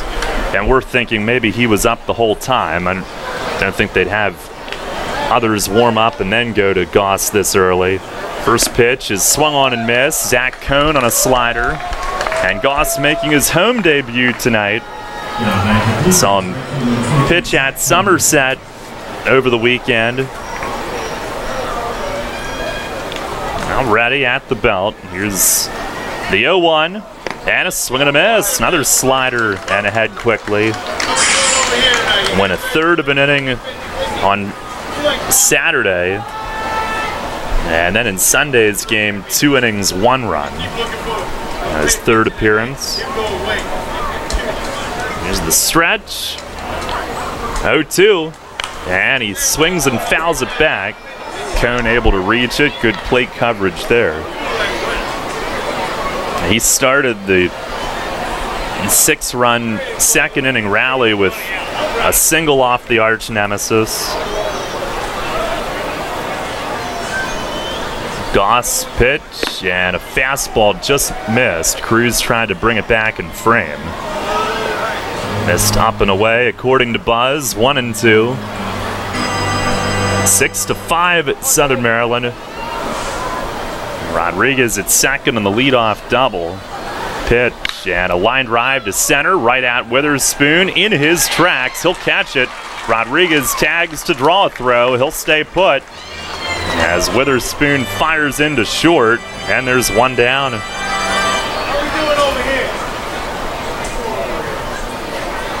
We'll bring up Luis Allen, who walked and scored last inning.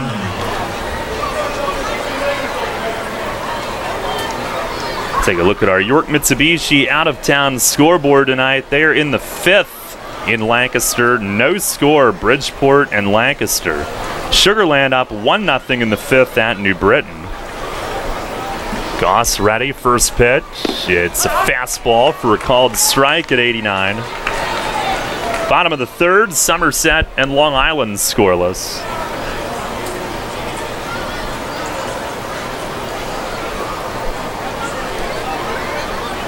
Now the 0-1, and in the dirt, blocked by Cruz. So far tonight, we have a combined 11 runs. The other 3 games have a combined 1.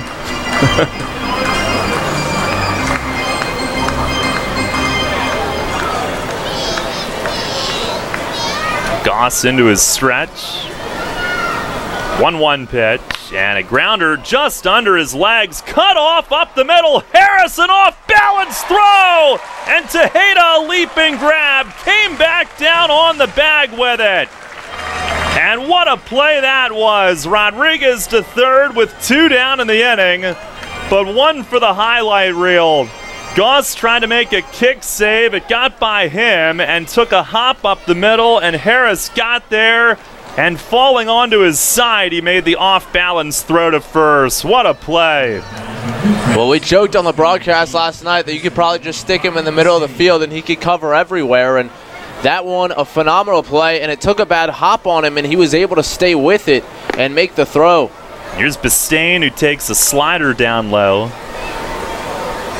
Saved a run. Goss from the windup, the 1-0 pitch, and a fastball away. Now Harris with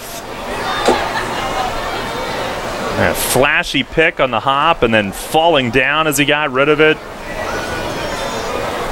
Here's the wind, the 2-0, and a fastball over at the knees for a strike at 90. Bistain an RBI single last inning. And Goss will try to get him and strand that leadoff double. The pitch, and a bouncer off the plate, softly to third. Dent charges in, gets rid of it, and got him. And Jay Goss comes in and retires the next 3. Got some help behind him and strands that leadoff double. No runs, 1 hit, and 1 left. We go to the bottom of the third, still a 1-run game, 6-5 Southern Maryland. At Donegal, we understand there are many costs associated with running a business. That's why Donegal works with you to provide quality insurance products based on your business needs, and why we deliver that insurance at a price to fit your budget. Call your local independent Donegal agent today and discover why, when it comes to insurance for your business, Donegal is a better value. Contact Kochman Kunkel Insurance at 717-854-0300 or stop in at 3217 East Market Street, York. Locally owned and operated by Pam and Rudy Kochman. Kochman Kunkel Insurance. Hey Revs fans, now's your chance to win big with the Revs and Shipley Energy. This season, during every home game at Peoples Bank Park, it's the all-new Shipley Energy Grand Slam inning. Each game, 1 inning will be designated and 1 name will be selected as the contestant. If the Revs hit a Grand Slam that inning, you could win $5,000. To enter, stop by Fan Services and fill out your form, or enter via the York Revolution app or YorkRevolution.com. Sign up today and win big with the Revs and Shipley Energy this season. What a game. The home runs, great pitching, even that foul ball over our heads. I know, it was so close I almost caught it. Maybe next time, Gus.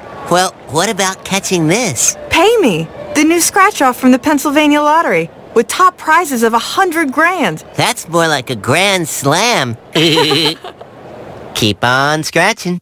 Players must be 18 or older. Please play responsibly. Benefits older Pennsylvanians every day. Your county, your teams. Sports Radio 1350 WOIK. First in York, first in sports.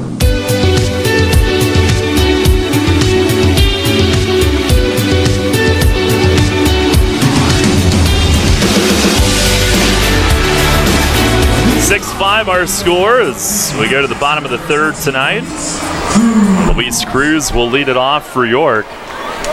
Matt, you were thinking big momentum play in the top half of the inning. I was. If that extra run gets home, if the Revs come back and score 4 and then Southern Maryland scores an extra one right away, it's kind of demoralizing, but keeping that run off the board was really big. First pitch to Cruz. It's down and away from Thompson. He's had his own struggles through 2 tonight. 46 pitches beginning the inning. A 1-0 and a swing and a foul back over the roof. Struck out Cruz on curveball in the first inning tonight. Each team 7 hits. It's the 1-1, and he chops a foul down the first base side past Trienfeld coaching. I believe it ends up right under the seat of Joaquin, who was just activated today but won't pitch tonight through a bullpen earlier today.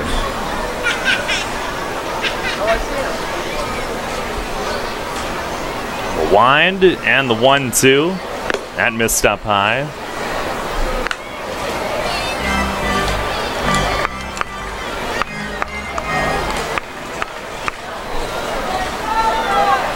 Two pitch. Oh, did that hit him? It did. Glanced off his front shoulder trying to back up. And Cruz is on to begin the inning. Leadoff base runner. Now he's got some protection, so hopefully it hit the armor and he'll get his way to first base. Revs Baseball brought to you by Wolf's Bus Lines, The Pretzel Twist, Neighborhood Sure Save Markets, Turkey Hill Minute Markets, Headline Foods, and D's Nuts. Here's Angel Franco, who doubled off the base of the wall in left center to start the 4-run second. First pitch is in for a strike, a fastball. Thompson drafted by the Expos but traded to the Reds and made his big league debut in 08 in a game at Yankee Stadium. 0-1, and a changeup just outside. 1 ball, 1 strike.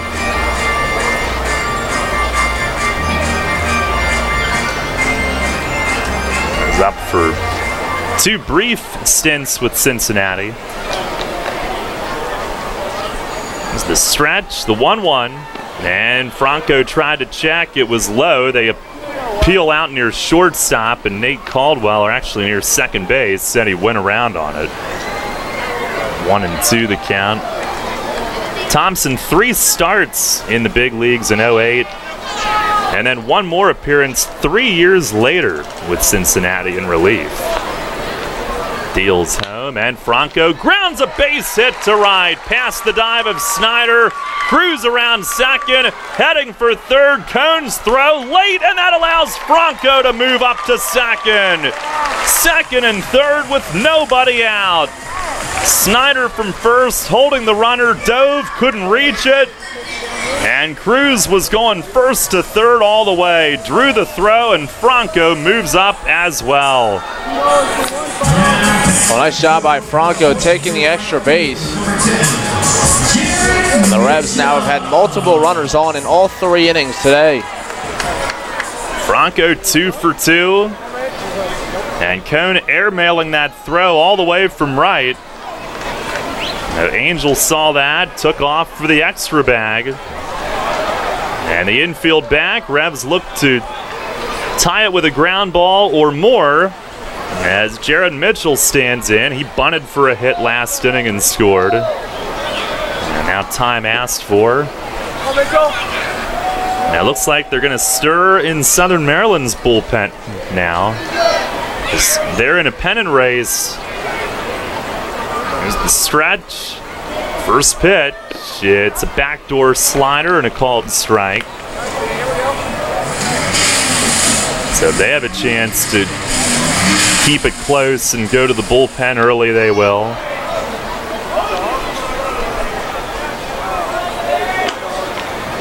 Thompson ready. Look back, the 0-1. And a breaking ball down and in. Revs have lost the first 2 in this series, but third straight night that they have made life difficult for a Blue Crabs starter that had fared really well coming in. There's the stretch from Thompson. And the 1-1, swing and a miss, a changeup. Thompson, a couple weeks before the 06 deadline, traded by the Nationals with Bill Bray, Royce Clayton, future Long Island Duck Brendan Harris, future Sugarland Skeeter Gary Majeski. To the Reds for Austin Kearns, Felipe Lopez, and Ryan Wagner. The Revs were talking to Lopez at one point. He might have ended up playing in Bridgeport, but a lot of Atlantic League connections in that big trade. 5 for 3. Pitch to Mitchell. He fouls it back into the net, and he'll stay alive. Nationals sent 5, including Thompson, to Cincinnati for 3, with Kearns being the headliner.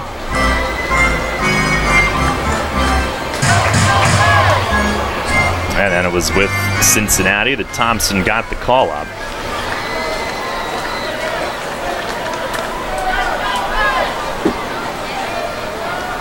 Now ready, ahead of Mitchell, 1-2. And the pitch, breaking ball down and in, and that hit him in the foot. Hit by pitch. Cruz comes running home just in case, but it's a hit by pitch, and the bases are loaded with nobody out. 2 hit batters with a single in between, and Mitchell was just fine. He stood there and wore it and jogged down to first, seemingly in no pain. And here's Tyrone Verona, who had an RBI single to right on an 0-2 pitch in his first Revolution at bat. And now he digs in for his second opportunity. Revs down 6-5 in the third with the bases full and no outs. Verona an open stance, hands held low. First pitch is swung on and missed. Fastball, and he pulls the trigger. We understand that he does swing pretty hard. He had defected from Cuba. He played in the Cuba National Series for 7 years. Gold Glove outfielder in their league. Look back, 0-1. And a line drive base hit down the left field line. Cruz scores. Franco coming home. Mitchell to third. And Verona's into second with a stand-up double. He's driven in 3. He's 2 for 2. And the Revs take a 7-6 lead. Here in the bottom of the third, still no outs. And that is going to be all for Daryl Thompson tonight. Both starters lifted after 2+ innings. And Craig Stem coming in. A pitching change brought to you by Maple Donuts. The Revs knocked Thompson out here in the bottom of the third. The first 4 have reached. They've scored 1 in the first, 4 in the second, and now 2 in the third to go on top, 7-6. And Tyrone Verona 2 for 2 with an RBI single, a 2-run double, and he's driven in 3 in a little over an hour played. His first hour in a Revs uniform. What a debut. 62 and 42. Thompson 62 pitches in 2+ innings before giving way. 43 strikes. The Revs pound him for 9 hits in 2+ innings. And Verona early showing he can do it all. In his first at bat, he was down in the count 0-2, fought off a pitch, just flicking it to right field. This time, not down in the count, got a pitch he wanted and laced it down the line and left. Well, when he first came to the U.S., he had defected to Haiti initially by boat. Took the trip with his mother, and that was 2013. It took a couple of years to get his paperwork in order to play pro. He finally signed with Tampa Bay in May of 2015, and he made quite the debut in their system. 15 games at high A, he hit .377, and then got bumped up to Double-A, hit 10 home runs for Montgomery. So Stem will face Dent first, and pitch to him, it's down and in. Revs with a 7-6 lead. Here in the bottom of the third inning, second and third, still no outs. Stem set. And the 1-0. Swing and a bounce foul, third base side. Dent popped up to shallow left his first time up. Stem, who was the closer at New Britain last year and struggled. The Revs particularly gave him a rough time. Then ended up with Southern Maryland. Traded to the American Association during the offseason, but then reacquired. 1-1. Swinging a ground ball the other way. Takes a hop past Snyder. Base hit to right. Mitchell in to score. Verona to third. And Ryan Dent with an RBI single. And it's an 8-6 Revs lead as Dent greets the bullpen with an RBI hit the other way.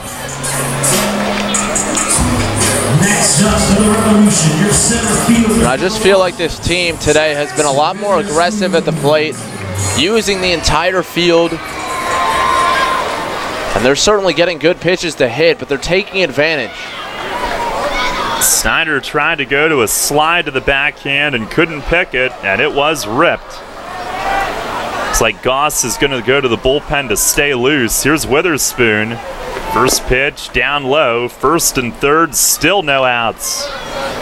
Now the Revs in the first 3 innings have scored 1, 4, and now 3, leading at 8-6, and looking for more. Stem ready. 1-0, and a swing and a drive deep the other way in right. Cone is back at the wall, and it's off the fence and in play. Verona scores. It bounces away, sending Dent around third, and he's going to come home. And Witherspoon in at third with a 2-run triple. And the Revs lead it 10-6 here in the bottom of the third. He nails it off the wall the other way and right. A 2-run triple and a 10-6 York lead. And once again, the Revs using the entire ballpark here today. Witherspoon going with that pitch nicely, got some power behind it. And Cone tracked back all the way to the wall and really went too far because that ball carried him back in towards second base, allowing Witherspoon in with the triple. And here's Alonso and a pitch in the dirt. Coming to the backstop, he's gonna score. Witherspoon in standing on a wild pitch. And the Revs with an 11-6 lead here in the first 3 innings. They've scored 6 times here in the bottom of the third and still no outs. Unbelievable. What a start here tonight.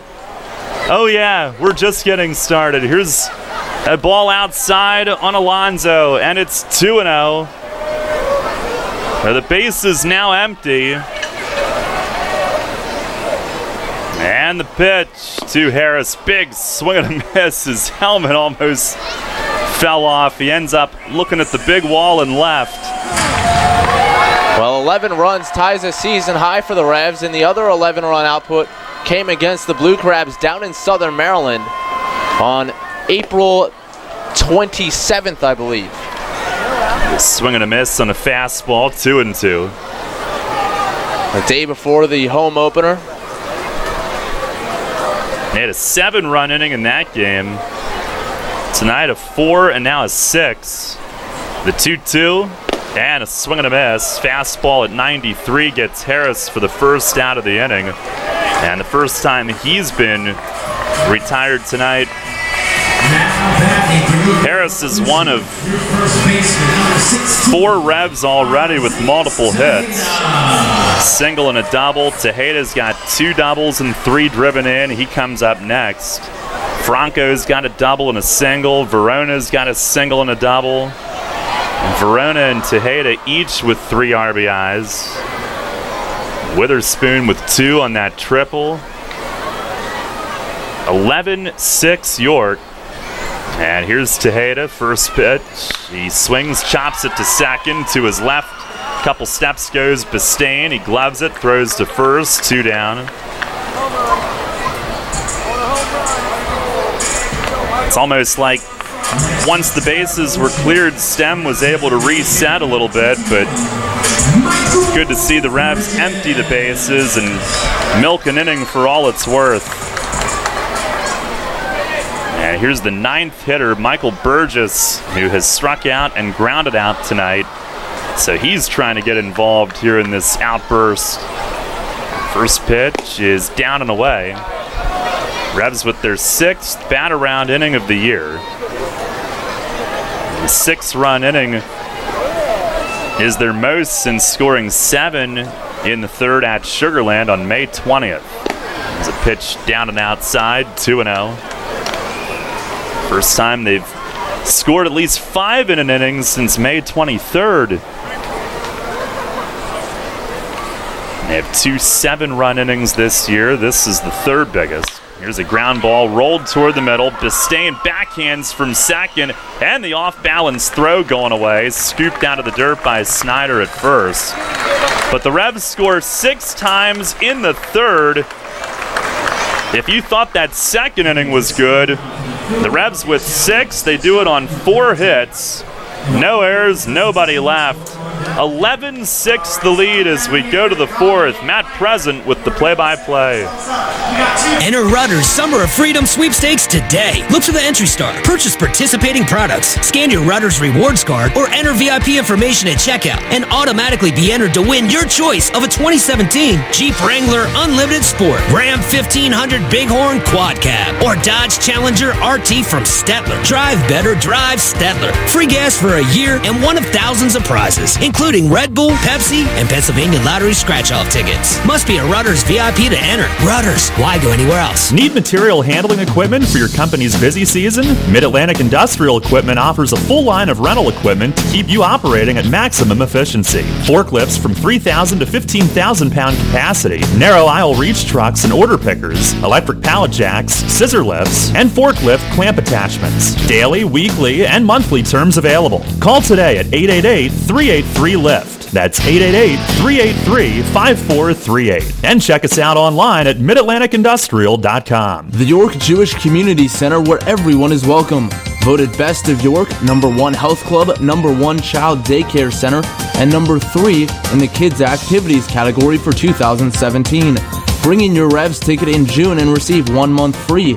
Check us out online at yorkjcc.org. Follow York Sports on your Android. Search Sports Radio 1350 WOYK.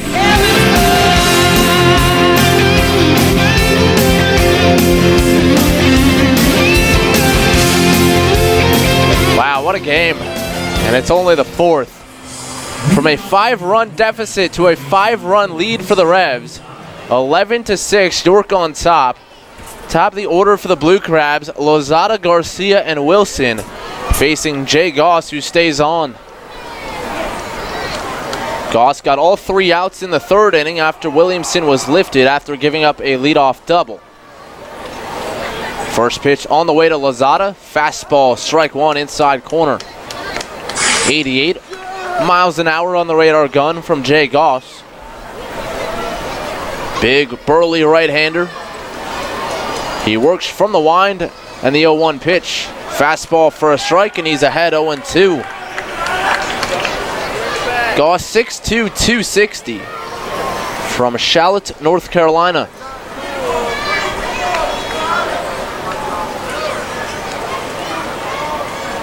The righty's ready, the kick, and the pitch. Breaking ball, swing and a miss, strike 3. He went fastball, and then Lozada chased the slider down and in the dirt. And there's out number 1 in the 4th. First strikeout for Goss. Williamson had 1 in his 2+ innings. And that'll bring up Edwin Garcia. Garcia, a grand slam in the 2nd inning, but now his team down by 5. Pitch on the way, fastball, strike 1 at the knees. Goss doing a nice job to get ahead. Goss, a 10th round draft pick by the Astros, as Garcia swings and misses. 0-2. That back in 2014. He was drafted out of Faulkner State College, but a long path to that point. The 0-2 pitch on the way, it bounces in. Chase pitch, and Garcia lays off. 1-2 the count. Initially had committed to play baseball at NC State for the Wolfpack, but during the summer before his freshman year was declared ineligible. The 1-2 pitch, swing and a miss, strike three. A changeup ran down and in. Back-to-back strikeouts to begin the fourth.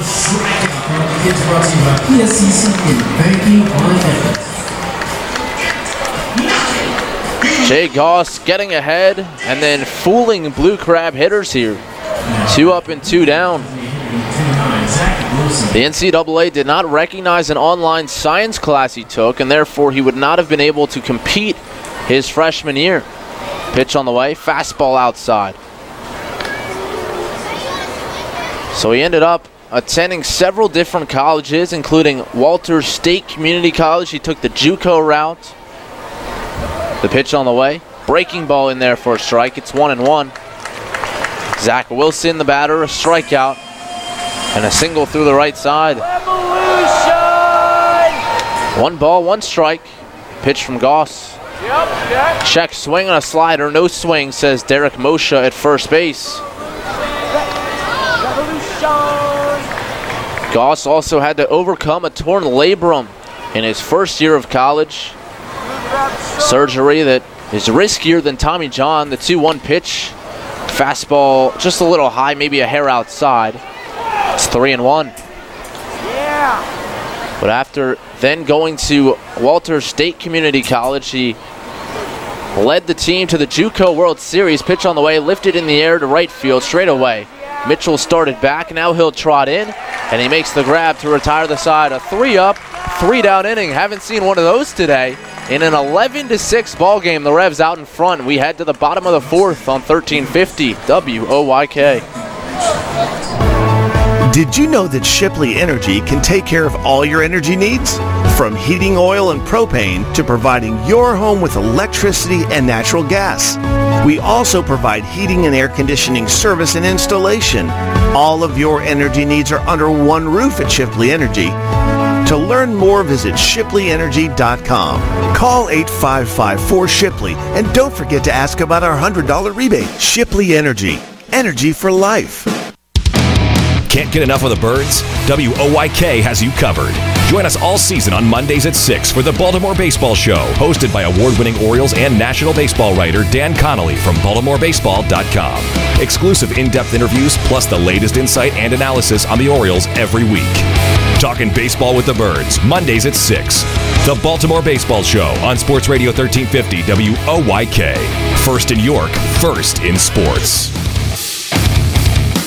Dream big for less with a first mortgage or home equity loan from First Capital Federal Credit Union. Our competitive rates and terms make it so easy to purchase a new home or refinance your existing home. Either way, we've got you covered. Plus, our home equity loans with rates as low as 3.99% APR for 120 months give you the spending power you need for remodeling, education, you name it. For more information, visit us online at firstcapitalfcu.com. First Capital, putting you first. Federally insured by NCUA. Equal housing lender.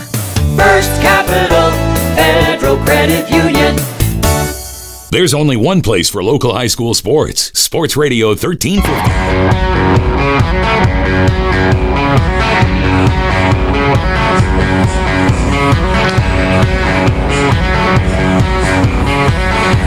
(11-6) Revs lead at bottom of the 4th. A 3 up, 3 down inning for Jay Goss. He looked very good in the first clean inning of the night. A slugfest here early. We'll see if the Revs can continue it on their front. A run in the first, 4 in the second, 6 in the third. They batted around their last time up. So Luis Cruz will lead off for the second straight inning.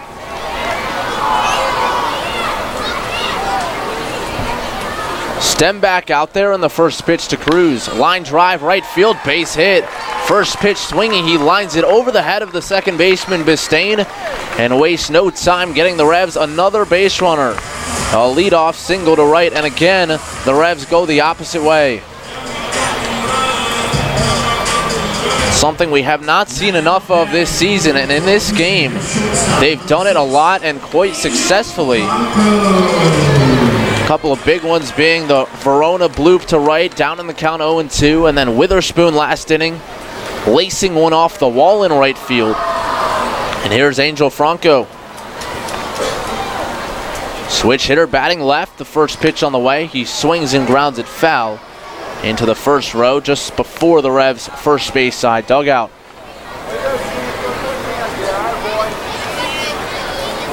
Stem, a later addition to this Southern Maryland team, re-signed on June the 8th. Set at the belt, cruised off of first, and the 0-1 pitch, swing and a miss.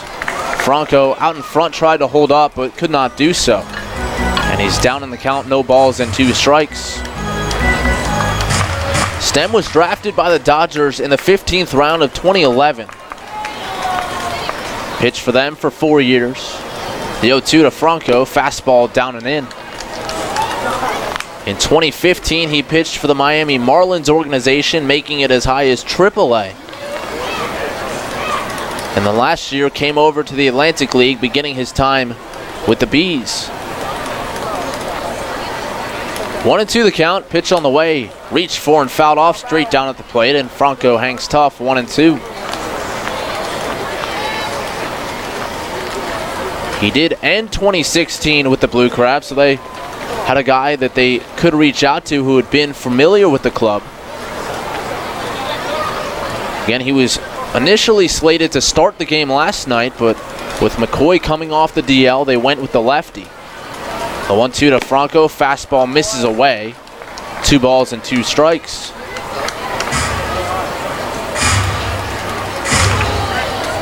Last year for Stem, 37 Atlantic League games, a 1-4 record, a .399 earned run average.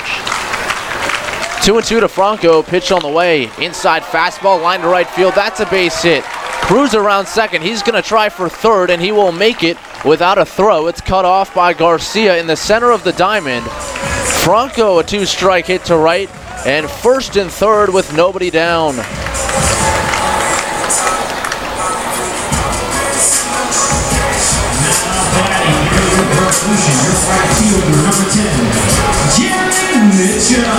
So here's Jared Mitchell. The Revs, for the 4th straight inning, have 2 runners aboard.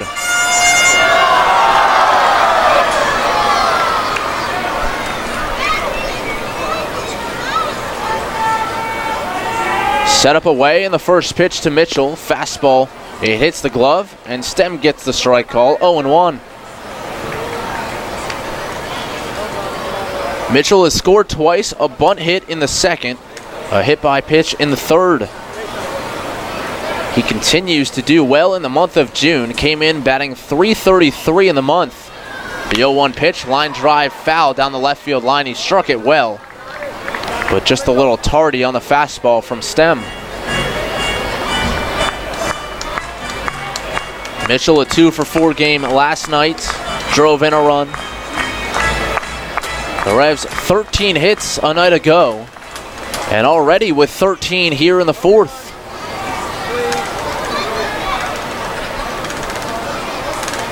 First and third, the pitch to Mitchell, breaking ball, reached for, and he gets a piece, fouling it off the end of the bat to stay alive.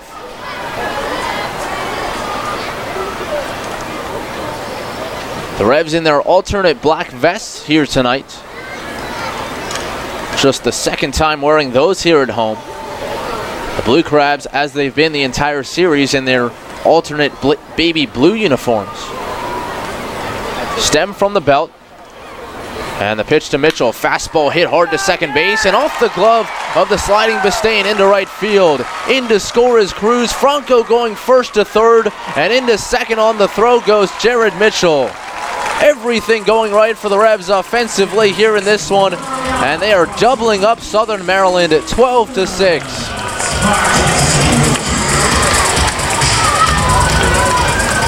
Now batting for the North Revolution, your left fielder, number 13, Verona. 3 straight hits to begin the 4th. And the Revs have struck for a run in every frame.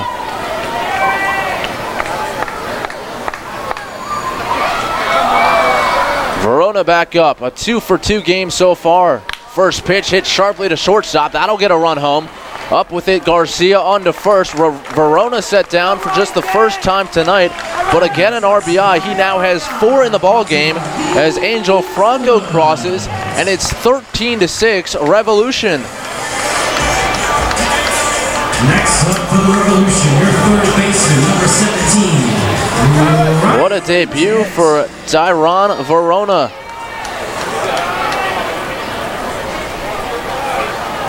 Mitchell up to third on the play. And the pitch on the way to Dan, a chopper foul wide of the third base bag.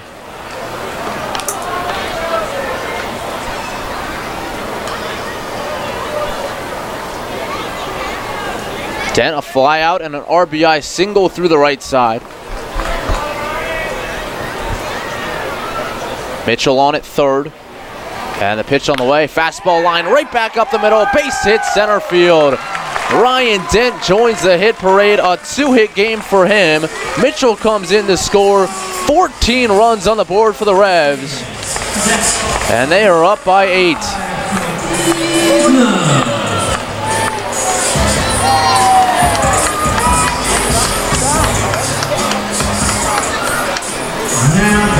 Center fielder, number 1. Pitching coach James Frisbee now going to make a mound visit. Greg Stem has been greeted rudely here in this one. Didn't do too hot last night either. Gave up 3 runs, although just 1 was earned in an inning in relief of McCoy. 2 hits and a walk in that one.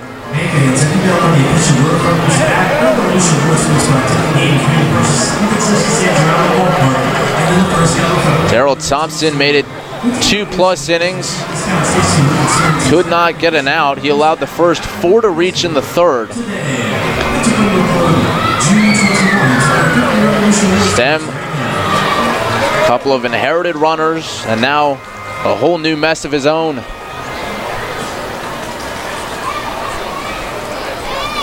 Back to the top of the order, and Travis Witherspoon. Stem from the belt, the first pitch, a fastball, and it's fouled off up the third base line.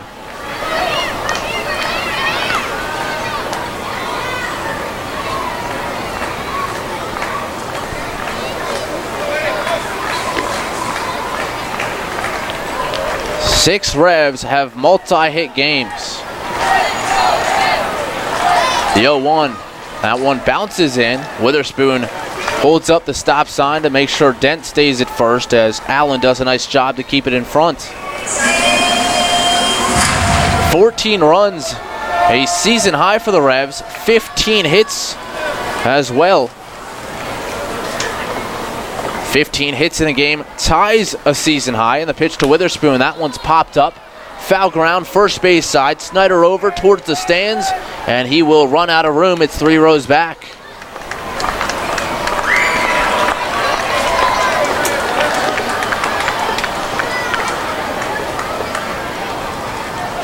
The Revs last night trailed it 8-2. They were down by 6 before tying it at 8 in the eventual loss tonight. They were down by 5, 6-1. They now lead it by 8. 1-2 the count to Witherspoon, 1 away. And the pitch on the way, that's in tight. He leans back and out of the way of it.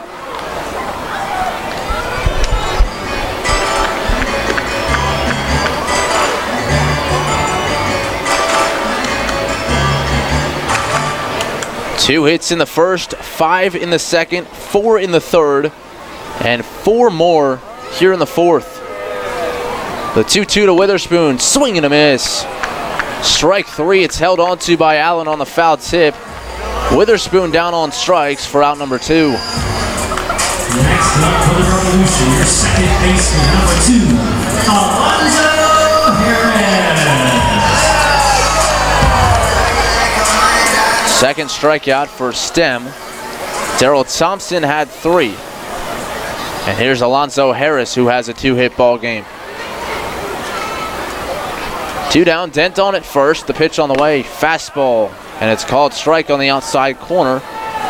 91 from Stem. It's 0-1.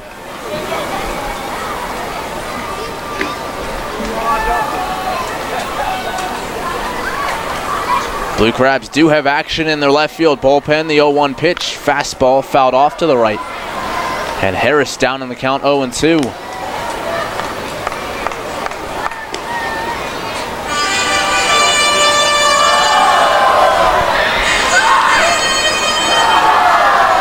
Stem works from the middle of the rubber. Dangles his arm, now comes set. And the 0-2 pitch bounces in. It's 1-2.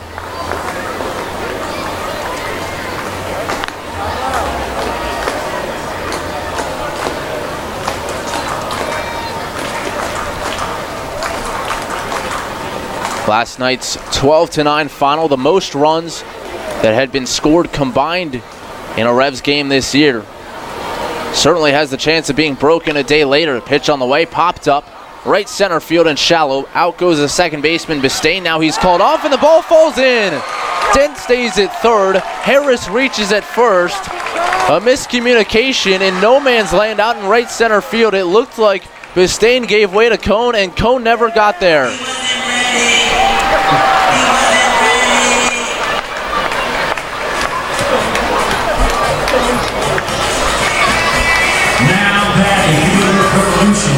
A 3-hit game now for Alonzo Harris. And the Blue Crabs defense, which has cost them several runs here in the series. Again, a miscommunication and a ball falls in. Tejeda now will bat in the inning. First and third. And the first pitch, a fastball in the dirt. Allen does a nice job to keep it in front.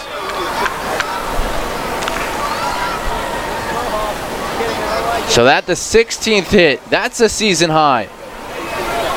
And a 1-0 count to Tejeda.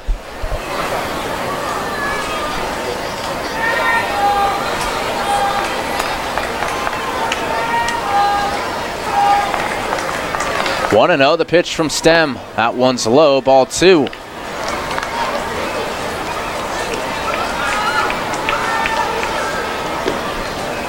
Three runs home in the inning, 14-6. The Revs lead it. First and third, 2-0. And the pitch to Tejeda inside, it nearly got him. That was gunning for his front left hip, and he was just able to jump back and out of the way of it.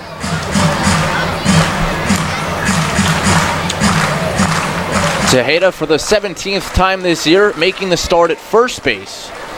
And the 3-0 pitch on the way. Up and in, ball 4. The bases are loaded. And that will be all for Craig Stem. John Harris will make the lonely walk to the mound. His team was up 6-1. They now trail 14-6. And the Revs threatening for more. We'll tell you about the new pitcher when we come back.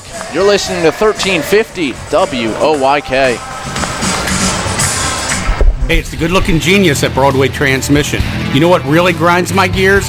Perfectly good cars being thrown away just because the transmission went bad. My mind slips into overdrive when someone says, I'll just get a new car before I spend that kind of money on a transmission. What? According to Kelley Blue Book, the average price of a new car is $32,000. Now you're going to finance that, right? There's another $6,000 to $8,000. And if you drive it off the showroom floor, it loses 20% of its value immediately. Don't forget, you also have to pay sales tax, higher insurance rates, title and registration fees, and come up with $600, $700, $800 a month depending on your interest rates for 5 years. And remember, you will still have to pay for the upkeep of the car. Brakes, tires, wipers, fluids, etc. Stop! Trade your transmission, not your car. Thanks, good-looking genius. You're welcome, ma'am. Broadway Transmission. We'll get your shift together and save you all that dough. Visit us on the web at BroadwayTrans.com or stop in and see how it's done. The York Jewish Community Center, where everyone is welcome. Voted Best of York, #1 Health Club, #1 Child Daycare Center, and #3 in the Kids Activities category for 2017. Bring in your Revs ticket in June and receive 1 month free. Check us out online at yorkjcc.org. Hi, this is Dan Patrick. Join me weekday mornings at 9 on Sports Radio 1350 WOYK.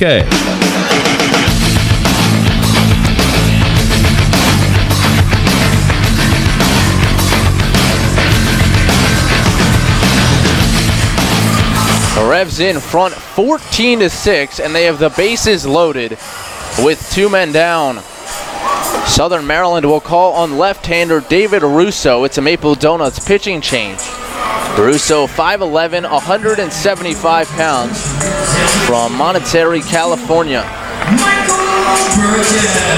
He's made it as high as AA in the Rangers organization, and he will face Michael Burgess, the only Rev to not reach base so far in this one.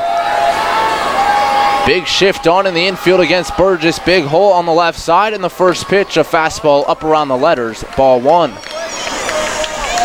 Russo making his 14th appearance on the year. He did make 1 spot start. Overall, an 0-1 record, a 6.94 ERA, and the 1-0 pitch, a swing and a miss. Burgess out in front on a fastball, 88 from Russo. 1 ball and 1 strike. Revs 14 runs on 16 hits in this one, both season highs. Lefty against lefty, the setup away. And the pitch on the way, it's a ball down and away. 2-1 the count.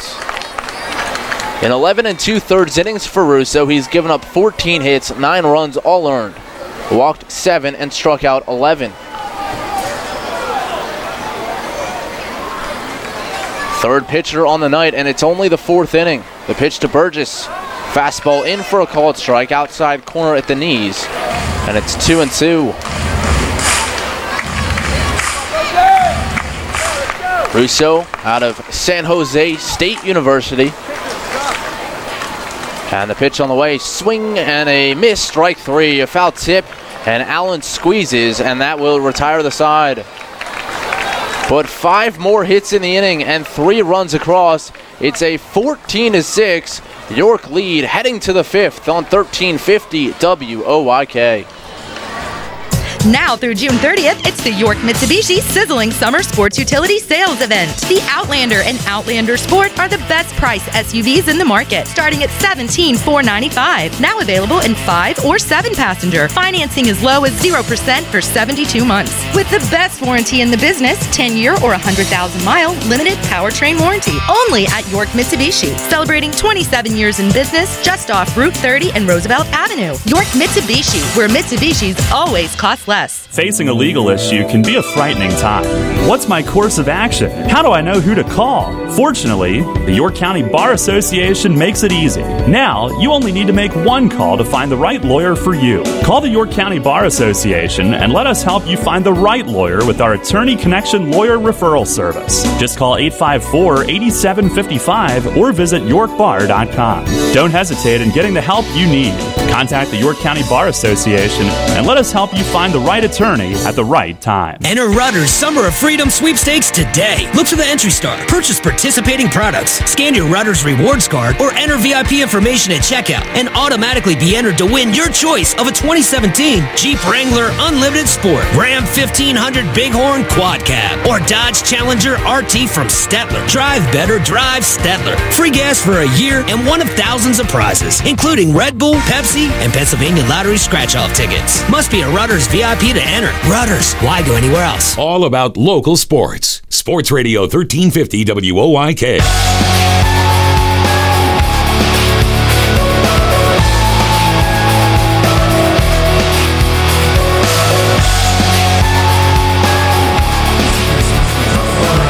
The Revs have finally broken through. The floodgates have opened. It is 14-6 here in the 5th. And on the other side of things, Jay Goss has done a fine job in relief. 6 up and 6 down. He'll face Michael Snyder, Corey Vaughn, and Devin Rodriguez here. To begin the 5th, Snyder on base twice, a hit by pitch and a single. The first pitch from Goss, a slider over, strike 1.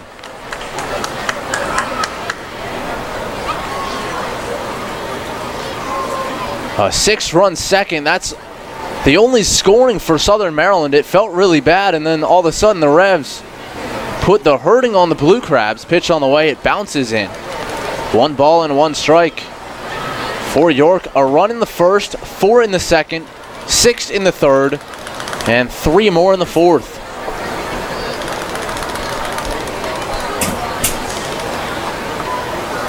From 5 down to 8 ahead, the 1-1 pitch in tight. It's 2-1. Well, we mentioned last inning that Goss bounced around at the collegiate ranks. He pitched for Walter State Community College, leading them to the JUCO World Series, and he led them that season in wins and strikeouts. The 2-1 pitch, a breaking ball and a swing and a miss. Snyder looking dead red. He was geared up and came up empty, 2-2. He had 8 wins that year and struck out 91 in 88 innings as a starter. 15 starts, 7 complete games. The 2-2 pitch, it's a changeup high and tight, and the count runs full. But after that impressive year at the JUCO level, Goss went undrafted. And for him, really a low point in his baseball career. Thought about giving it up altogether. 3-2 the count to Snyder. The wind from Goss and the payoff pitch. Swinging a sharp grounder past the dive of Dent and down the line and left. Rounding first and digging for second is Snyder. Verona to dig it out, and he will get it back into the cutoff man. A leadoff double for Snyder. And the first base runner allowed by Jay Goss.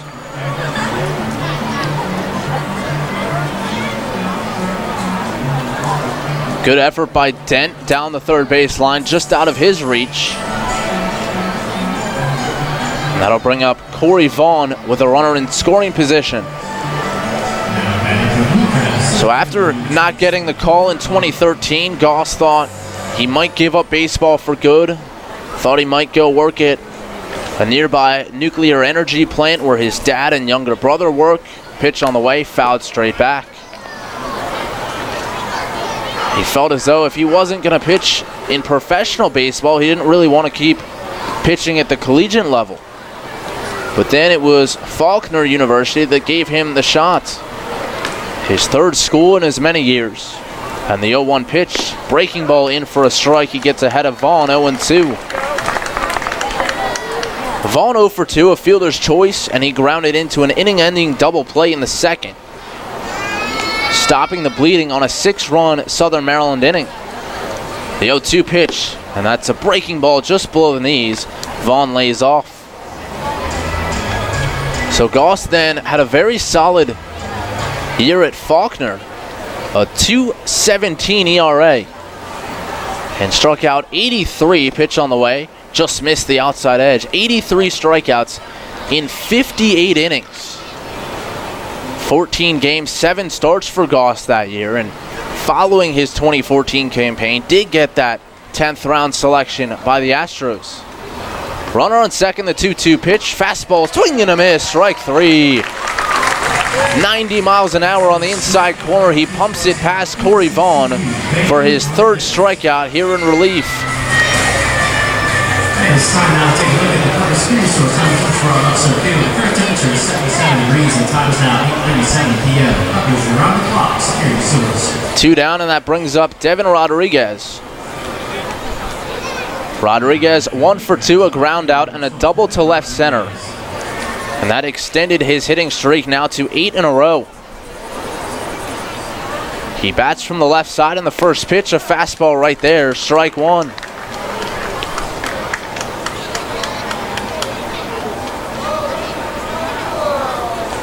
Rodriguez now 17 for his last 32, a .531 clip over that 8-game hitting streak. 650 over his last 5. Goss sets, checks second, and the 0-1 pitch. Hit on the ground sharply and past the reach of Tejeda at first. That'll get down the line and right. Rounding third is Snyder. He's going to come in to score. A 2-double game for Rodriguez as he pulls into second base. And as we talked about earlier, a late addition, but certainly making a case for himself to be an all-star. And leading this first-place Southern Maryland team, a 2-hit game, 2 doubles. for Devin Rodriguez. An RBI here in the 5th. It's now a 14-7 ball game.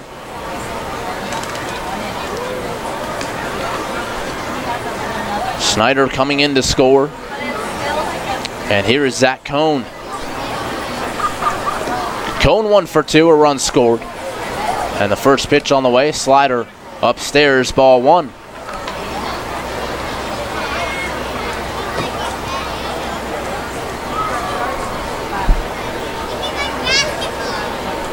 One and 0 to Cohn. And the pitch on the way, fastball hit in the air, but foul off to the right. So Goss finally got picked by the Astros after nearly giving up on baseball.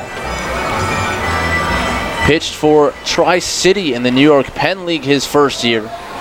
Their low A affiliate. 1 ball, 1 strike. And the pitch on the way, breaking ball lifted in the air pretty well.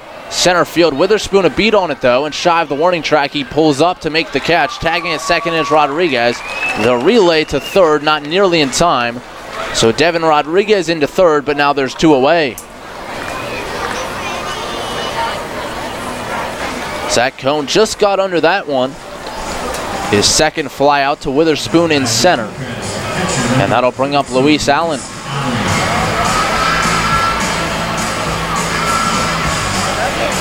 Allen perhaps a part of the biggest play of the game a night ago. He was first and second in the 7th.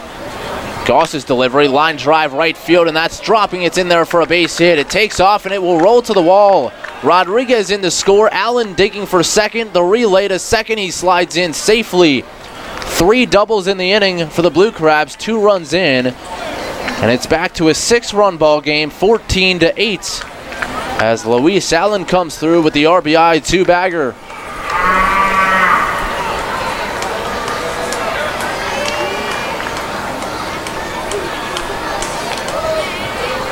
Michael Click is loosening for the Revs down in the right field bullpen. Goss had retired the first 6 batters he faced, but now 3 doubles in the 5th and 2 runs home. The Revs do lead it by a score of 14-8. Here's Bistain, first pitch fastball, a check swing, and no swing. Actually a slider there, 1-0.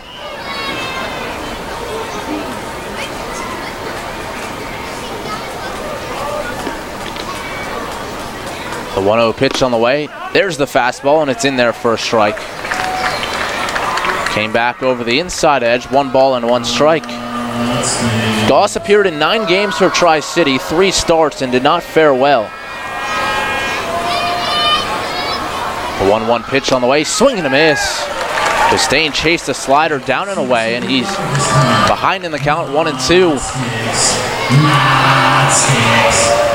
Goss in 2014 lost his velocity, wasn't able to get it back up into the 90s where he had been with Faulkner, and had to take some time away from the game to get it back. The 1-2 pitch rolled over and fouled off into the Blue Crabs third base side dugout. Fletch was telling us that he spent some time in the United States Shore League, same place Houghton Buchanan spent his season a year ago. Just trying to build back up and regain that arm strength. 1 ball, 2 strikes, 2 away. Allen at second. And the pitch on the way, fastball just low.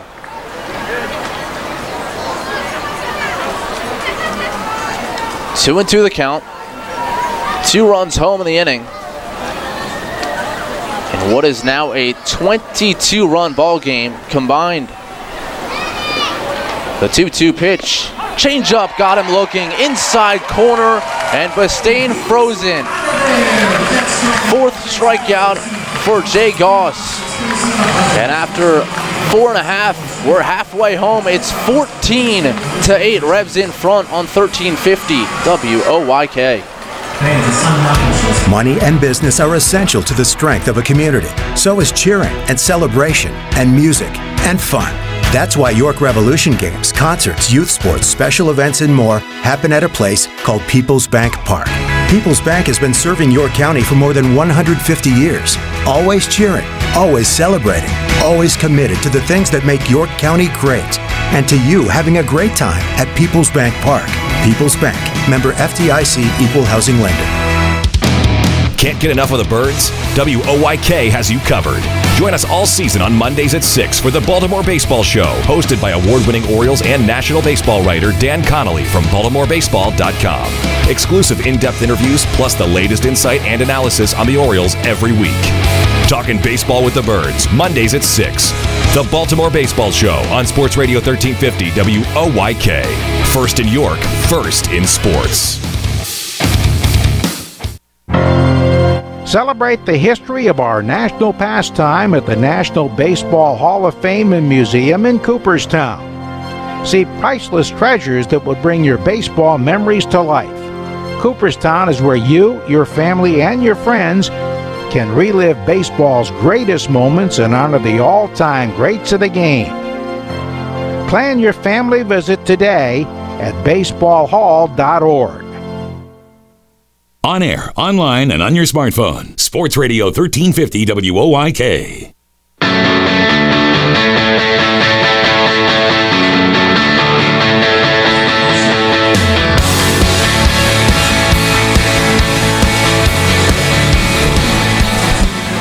Bottom of the fifth we go, 14-8. The Revs lead it.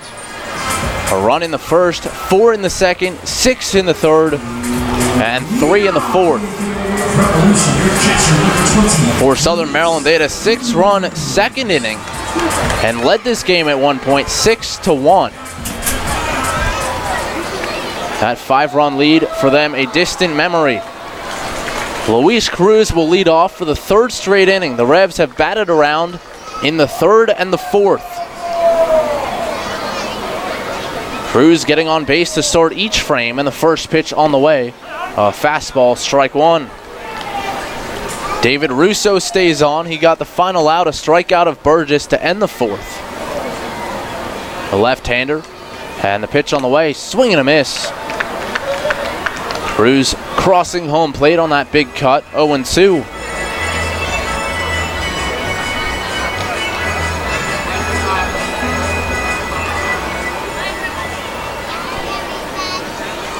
Russo works from the center of the rubber. Ahead in the count, 0-2. The pitch on the way, breaking ball down and in. Cruz able to lay off.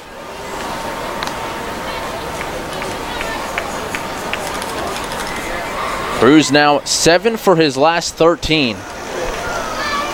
Picking it up at the plate, the 1-2 pitch, breaking ball, swing and a miss. A slider down and out of the strike zone, but Cruz had to protect with 2 strikes. And he's set down for out number 1. Next up, the New York Revolution, your shortstop. So 2 batters, 2 strikeouts for David Russo. And here comes Angel Franco, who will now turn around and hit from the right side.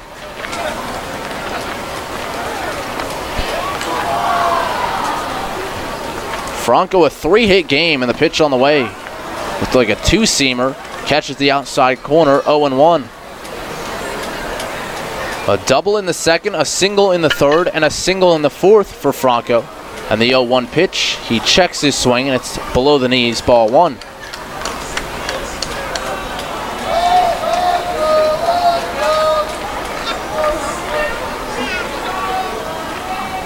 One and one, Russo from the set, the pitch on the way, and a big swing and a miss. A backdoor slider, and Franco out in front. Russo last worked on June 17th against New Britain. A scoreless inning, did walk one as Franco watches one just outside. Russo against York this year, 3 innings, all scoreless. 1 hit, 1 walk, and 3 strikeouts. The pitch on the way and a swing and a miss. Franco down on strikes, and Russo has struck out all 3 batters he has faced. 3 strikeouts, all swinging. And that'll bring up Jared Mitchell, and for the first time today with the bases empty.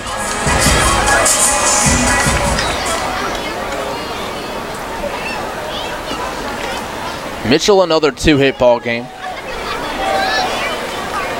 Lefty against lefty. And the pitch on the way. Breaking ball hit on the ground to the left side. Cutting in front is the third baseman, Lozada. The throw skips into first, and Mitchell will reach. A tough play for Lozada, spinning and throwing, and Mitchell with good speed made him rush the throw. Snyder unable to pick it, and Mitchell reaches on the infield single. It's a 3-hit ball game.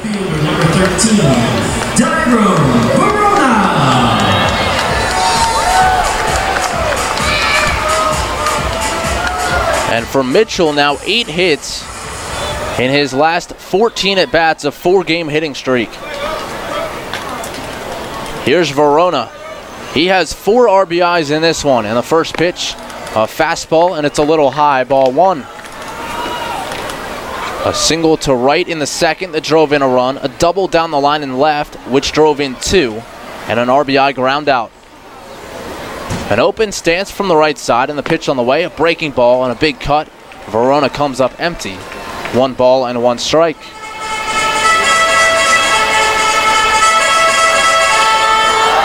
(14-8), the Revs lead it. 17 hits for York, 10 for Southern Maryland, and the pitch on the way. And that's a strike. Outside corner at the knees to Verona. And he's down in the count, 1-2.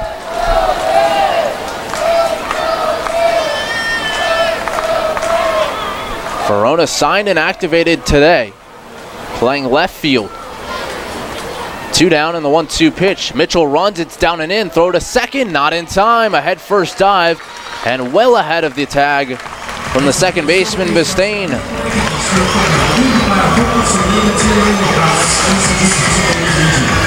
So a stolen base from Jared Mitchell. The Revs with the big lead, not shutting down the running game. And a man in scoring position for Bistain. 7th steal of the year for Mitchell, 33rd of his career. Here in York in the 2-2 pitch, called strike 3, outside corner at the knees. Bistain set down on strikes, and Russo strikes out the side. A single, a steal, and 1 man left after 5 complete. It's 14-8. The Revs on top on 1350 WOYK. Sports injury? Walk into WellSpan Urgent Orthopedics for immediate care. No appointment is ever needed. Our orthopedic and sports medicine specialists are here to treat you. Visit wellspan.org/urgent orthopedics today for hours at our York and Hanover locations. This is The Rich Eisen Show. Christian Hacker, it's a 4-year deal, right? A 4-year deal. Eric Decker did not criticize. He said he was surprised by it. The quote was, say that. a little surprised to be honest with you. They wanted him earlier than later. Correct. That's a jab because it's right. He did not need to be the 51st overall pick of this draft. Is this the button that plays? The Rich Eisen Show. Weekdays at noon on Sports Radio 1350 WOYK. Hear that? It's the sound of summer. Sound nice? Call Kona Ice. We do it all. Schools, sporting events, parties, both corporate and birthday. You name it, we'll be there. We bring the party to you. If you need a little bit of fun in your life, we're the shaved ice truck for you. Oh, and we fundraise too.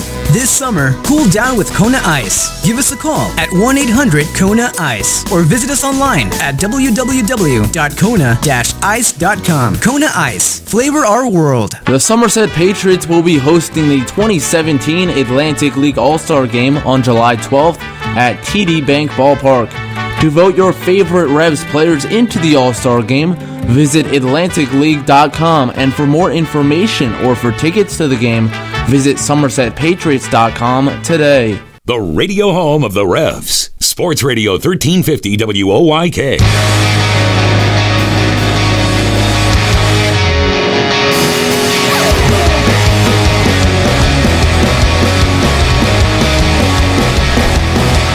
Sixth inning here at Peoples Bank Ballpark alongside Darrell Henry. I'm Matt Present.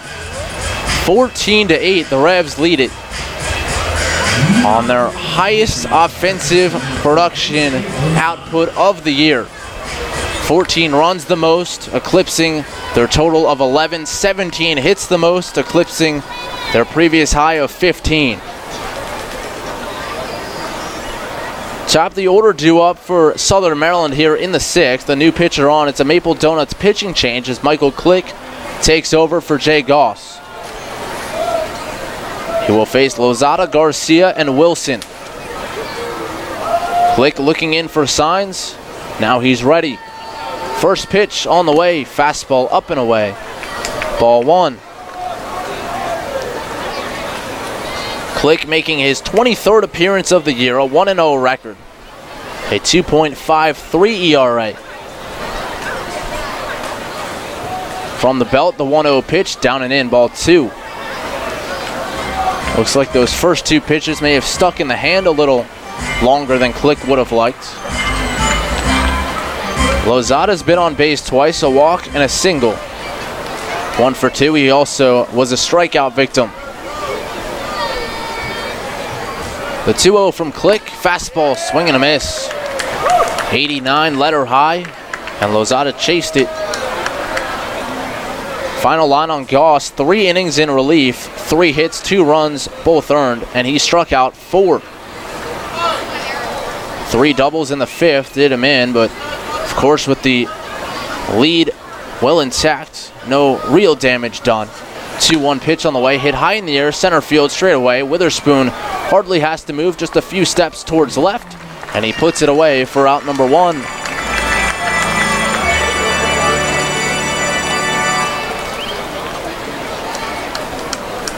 So Lozada set down, and that'll bring up Edwin Garcia.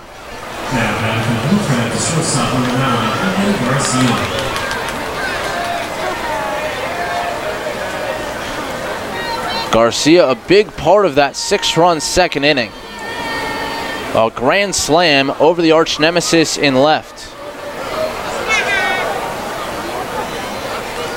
Set up inside in the first pitch, a fastball, a check swing, and he fouls it off just to the left of home plate.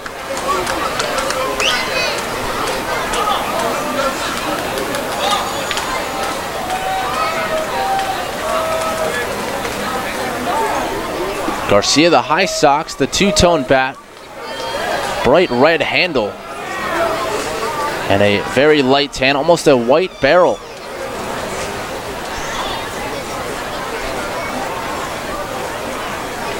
Click digs in, working from the first base side of the rubber, and he sets. 0-1 the count, the pitch on the way. Fastball high and tight. Garcia, 235 hitter, and that grand slam was his first home run of the year.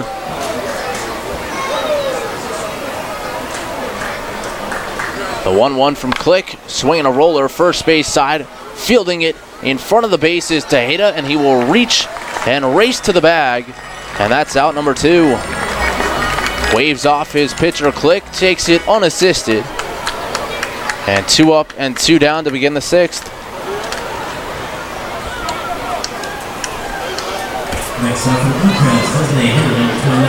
That'll bring up Zach Wilson with 2 away. Wilson 1 for 3. A strikeout, a single, and a run scored in the second inning. And a fly out to right. Crouched down in the third base side batter's box, and the first pitch bounces in 1-0. Click last worked in the series. Earlier in the series against Southern Maryland in the first game. It was a scoreless 1 inning, and now Wilson hits it pretty well, left center field. This one has some carry, back on it, and gone. Witherspoon and Verona both going back. It split them directly over the white rose sign. Zach Wilson goes deep. And the last couple innings, Southern Maryland starting to chip away just a little bit, but the Revs a big cushion. It's now 14-9. The 10th home run of the year for Zach Wilson and his 41st RBI.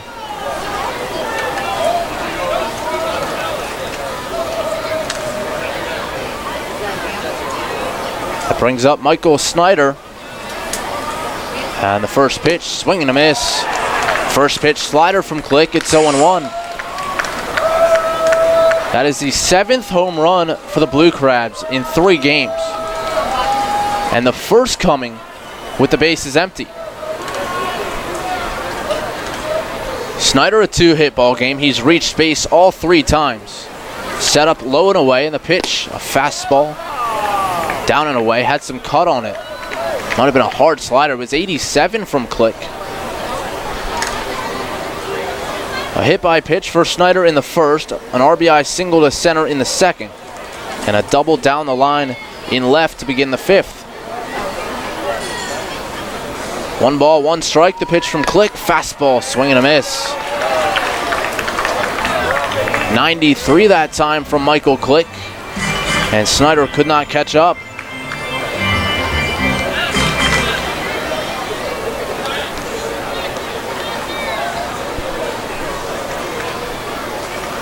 Click, the glove to the chest as he leans in for signs. And the 1-2 pitch, swing and a miss, strike 3. He chased one out of the strike zone, and Click gets the strikeout to retire the side. A solo home run by Zach Wilson cuts into the lead by 1. It's 14-9 heading to the bottom of the 6th on 1350 WOYK. Money and business are essential to the strength of a community. So is cheering and celebration and music and fun. That's why York Revolution games, concerts, youth sports, special events, and more happen at a place called People's Bank Park. People's Bank has been serving York County for more than 150 years. Always cheering, always celebrating, always committed to the things that make York County great. And to you having a great time at People's Bank Park. People's Bank, member FDIC, equal housing lender. This is the Dan Patrick Show. I just like to say that y'all rock, man. Is Tom Brady now suspended? Yes. The Associated Press says appeals court rules Patriots quarterback Tom Brady must serve 4-game deflategate suspension. Fritzy, call for Tom Brady. I'm on it. And if not, Giselle. And then Robert Kraft. He's got 4 months here. What can he do in 4 months here with an appeal? This is basically where we were last year this time. Yeah. Dan Patrick. Mornings at 9 on Sports Radio 1350 WOYK. Enter Rutter's Summer of Freedom sweepstakes today. Look for the entry star. Purchase participating products. Scan your Rutter's rewards card or enter VIP information at checkout and automatically be entered to win your choice of a 2017 Jeep Wrangler Unlimited Sport, Ram 1500 Bighorn Quad Cab, or Dodge Challenger RT from Stettler. Drive better, drive Stettler. Free gas for a year and one of thousands of prizes, including Red Bull, Pepsi, and Pennsylvania Lottery scratch-off tickets. Must be a Rutter's VIP to enter. Rutter's, why go anywhere else? All about local sports. Sports Radio 1350 WOYK.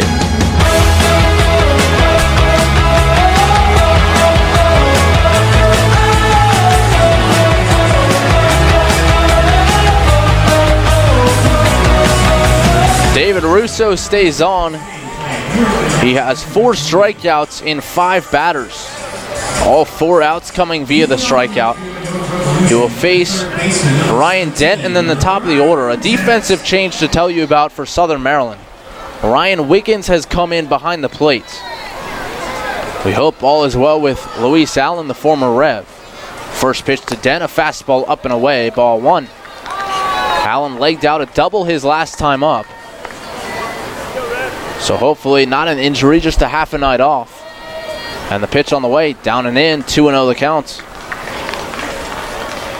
Dent, a 2-hit ball game, snapping an 0 for 15 over his last 5.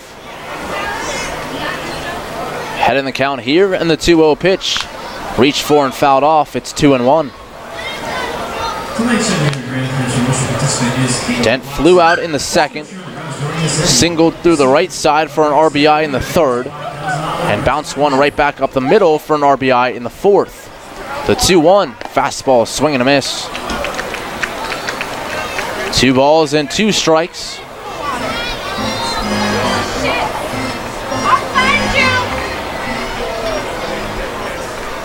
Houghton Buchanan now loosening for the Revs, and the pitch on the way to Dent, backdoor slider, got him looking. He slumps the shoulders. I don't think he was too pleased with that call from Buzz Albert. And that's now 5 strikeouts, all 5 outs for David Russo. Usually in a game like this, somebody comes in and quiets it down a little. He has been that guy. But the Revs' 14 runs, to put it in perspective, it matches the most they had all of last season when they had a really good year. Pitch on the way to Witherspoon, down low, ball one. Looked like a first pitch change up there from Russo. Witherspoon a triple off the wall and right in the third. And the pitch on the way, a big cut, he fouls it straight back.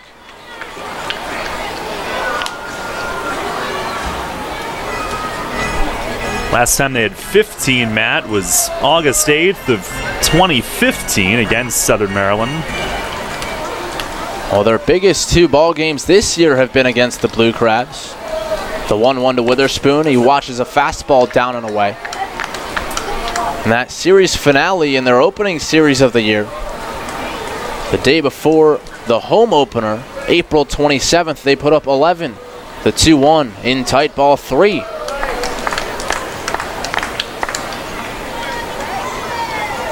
Tonight they have put up 14, and they have done so on 17 hits. The 3-1 to Witherspoon, a big cut. He lost his bat. Falls straight down at home plate and hopefully didn't get anyone. Everyone looks to be okay between Ryan Wiggins, the new catcher, and Buzz Albert, the umpire. And I think Witherspoon is going to go over and get some pine tar. Make sure that doesn't happen again.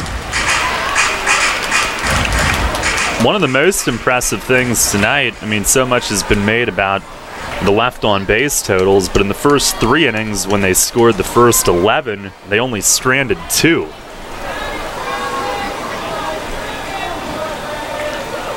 Three balls, 2 strikes, 1 away.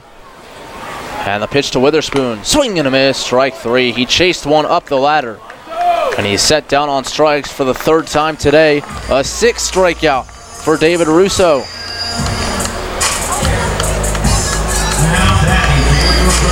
Jared Mitchell, an infield single, the only non-strikeout of the 7 batters that Russo has faced. Here's Alonzo Harris, a 3-hit ball game for him as well. 2 singles and a double, and the first pitch looked to be taking all the way. It's in there for a strike.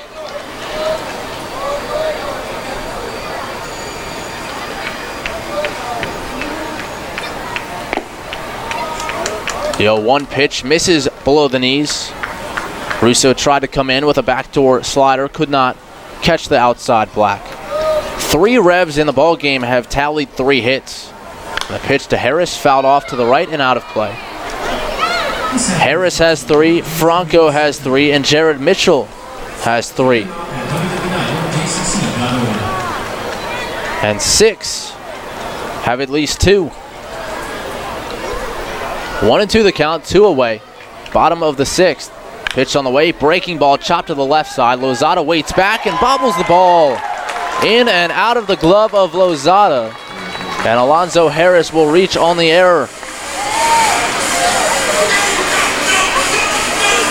Southern Maryland came into the ball game ranked tied for 6th in the league in defense, but in this series it has been awfully shaky throughout. And he knew who was running. He was trying to get it into his throwing hand as quickly as possible and never squeezed it. Of course, there was that big play in last night's ball game that Bistain lost in the sky that he dropped at the last moment. Not an error, but another defensive miscue, which at the time tied the ball game. As Tejeda chops one down the third base line, that will be picked up. Foul by Lozada, 0-1.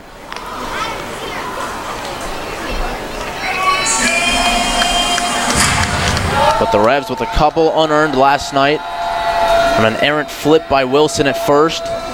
The night before, an unearned run as well on an error by Bistain.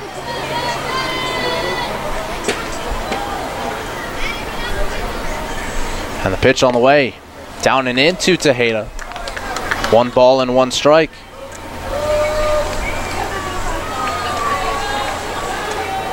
Tejeda, another one of those guys with a 2-hit ball game, 2 doubles. Harris off first, and the pitch on the way. Sharp grounder, just foul, wide of the third base bag. Tejeda a little out in front. As Rodriguez goes down to the corner to retrieve it. 14-9, the Revs out in front.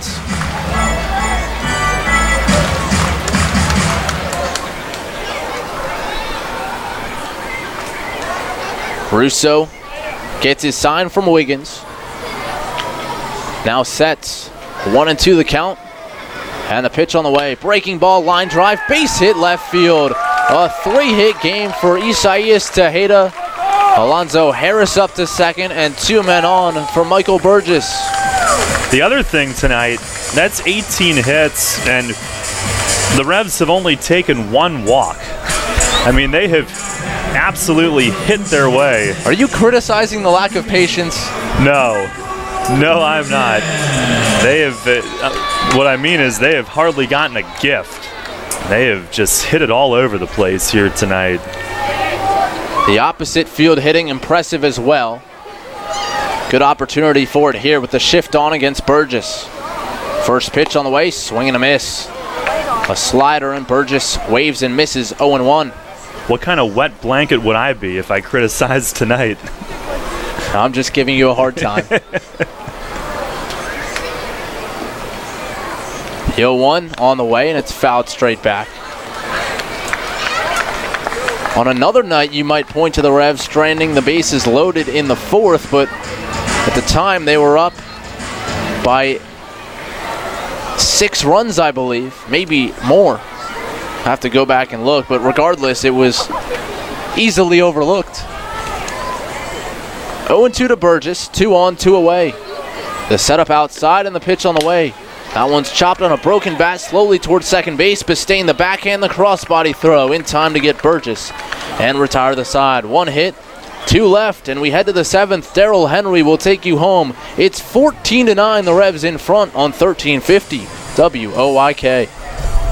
Mid-Atlantic Industrial Equipment offers quality material handling equipment and services. Along with a full line of Unicarriers and Komatsu forklifts, you'll find Genie aerial lifts, IPC Eagle floor scrubbers, and Penalift loading dock equipment. Mid-Atlantic can provide rentals, pre-owned equipment, service, and replacement parts for most makes. When you need the best for your business, call Mid-Atlantic Industrial Equipment at 888-383-LIFT. That's 888-383-5438, or online at midatlanticindustrial.com. Can't get enough of the Birds? WOYK has you covered. Join us all season on Mondays at 6 for the Baltimore Baseball Show, hosted by award-winning Orioles and National Baseball writer Dan Connolly from BaltimoreBaseball.com. Exclusive in-depth interviews, plus the latest insight and analysis on the Orioles every week. Talking baseball with the Birds, Mondays at 6. The Baltimore Baseball Show on Sports Radio 1350 WOYK. First in York, first in sports. Come on! Colin Cowherd. Baylor football is what I've been saying for years, what scares me about America. It's not the big cities. Big cities have a lot of eyeballs, a lot of cameras. Small towns. I grew up in one. They hide stuff. Rumors, hidden, no eyeballs, nobody saw it. Football is too big a deal in some towns in America. This is The Herd with Colin Cowherd. Weekdays at 3 on Sports Radio 1350 WOIK. Your teams all the time. York's only place for local sports. Sports Radio 1350 WOIK.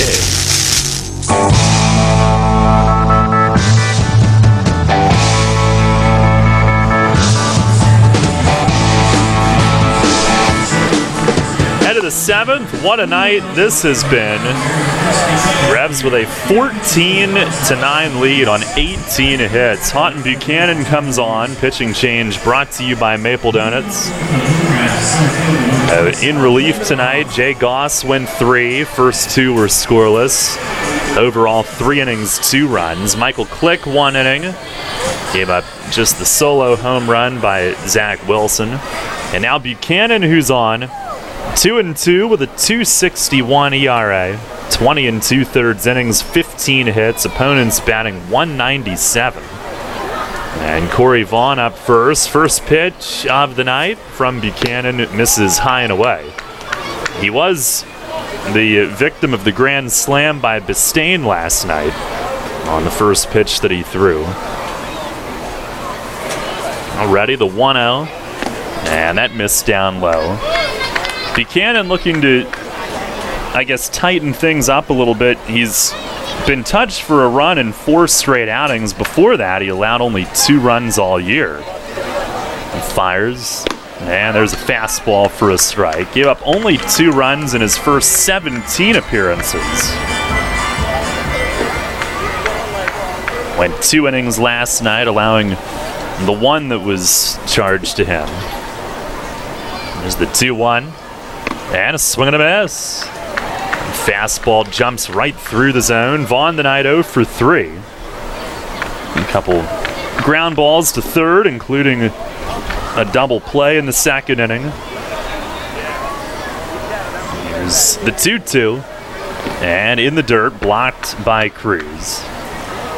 14 runs, 18 hits, no errors for York. 9 runs, 11 hits, 1 error for Southern Maryland. Buchanan into his stretch. And the payoff pitch. Swinging a line drive toward the wall in left field and off the well span sign. Verona a little juggle this time, but still will hold Vaughn to a single. Throw in is knocked down by Harris, brushing at it with his glove on a short hop. And Vaughn singles off the arch nemesis. And the Blue Crabs continuing to put together their best effort. A 3-game lead in the division and not going down quietly, but the Revs still a 5-run cushion to work with. As Southern Maryland's 12th hit of the night.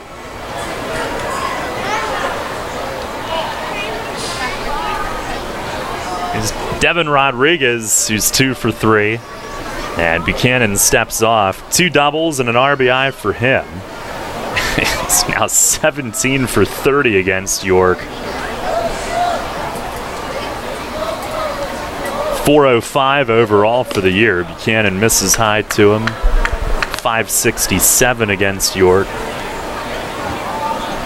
I guess they'll take that.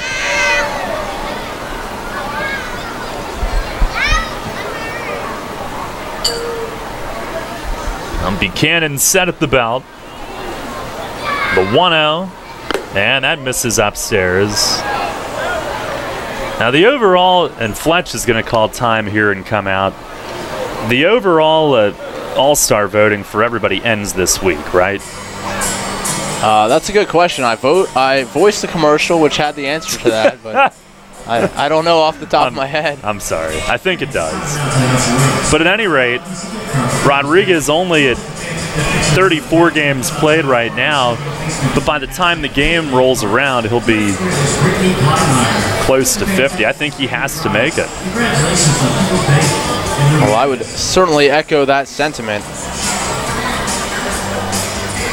Right now, leading the league in batting by about 50 points were he to qualify. If he plays here all year, at some point, he will qualify. After the visit, the 2-0, and he grounds it to second. Harris is there, shovels to Franco. They will turn it. A 4-6-3 double play. Tejeda had to reach down and stretch up the line a little bit, but holds the bag, and the Revs turn 2, and they get Rodriguez for 2 outs this time. It doesn't really make up for all the damage, but they had just gotten some bullpen activity, and Buchanan rolls the twin killing. Well, there's another one of those where Fletch comes out and something positive happens, just the next batter. Here's Zach Cohn. First pitch is hit in the air in right, and Mitchell drifting toward right center, back a bit, he's got it. And Buchanan ends up with a 1-2-3 inning despite the leadoff single. Double play, fly ball. He throws 2 pitches after Fletch's visit and records 3 outs. How about that? No runs, 1 hit, nobody left. 7th inning stretch. It's the Revs 14 and the Blue Crabs 9.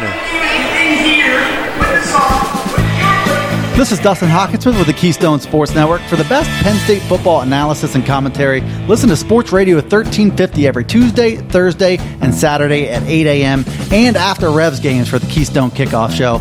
We'll bring you game reviews, player evaluations, and recruiting news. So for the best in Penn State talk, tune to Sports Radio 1350 WOYK for the Keystone Kickoff Show, brought to you locally by your neighborhood SureSave Markets. The York Jewish Community Center, where everyone is welcome. Voted Best of York, #1 Health Club, #1 Child Daycare Center, and #3 in the Kids Activities category for 2017. Bring in your Revs ticket in June and receive 1 month free. Check us out online at yorkjcc.org. This is the Dan Patrick Show. I just like to say that y'all rock, man. It's how great you are and then you don't win. I mean, Seattle won 116 games, but they're remembered for winning 116 and not getting to the World Series. New England, 18-0, and then they lost to the Giants. Golden State with 73 wins. If you don't win the championship, we're going to look back on this season and say, that was great. Dan Patrick. Mornings at 9 on Sports Radio 1350 WOYK. The revolution plays here. Sports Radio 1350 WOYK.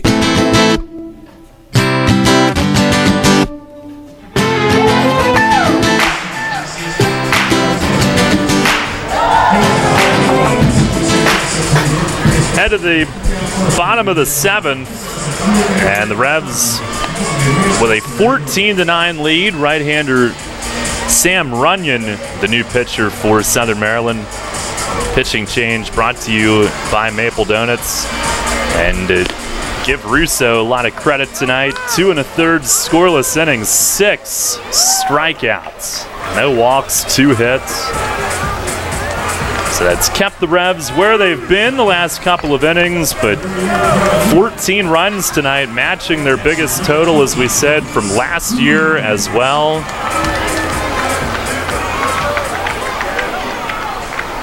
15, or I should say it's the most they've scored since scoring 15 in August of 2015. Here's Luis Cruz to lead off against Runyon. First pitch from the righty misses away. Cruz 1 for 3 tonight, single, hit by pitch, 2 runs. Runyon 1-1, a 6.20 ERA in 20 games. Pitch is swung on, hit in the air down the line and right, but foul. And it'll sail into the corner. Opponents hitting .321 off Runyon.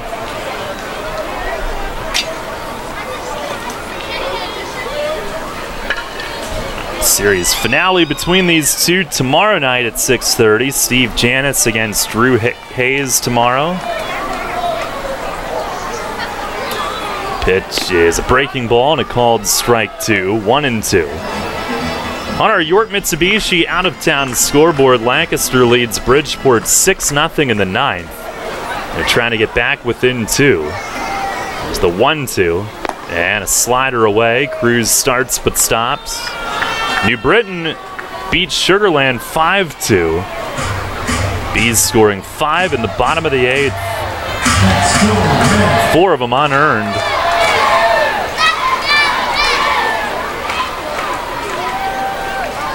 Now the 2-2. And a swing and a high fly center field. Vaughn froze, now moves back, and he'll track it down, drifting with it as Cruz hits it fairly deep in center but flies out.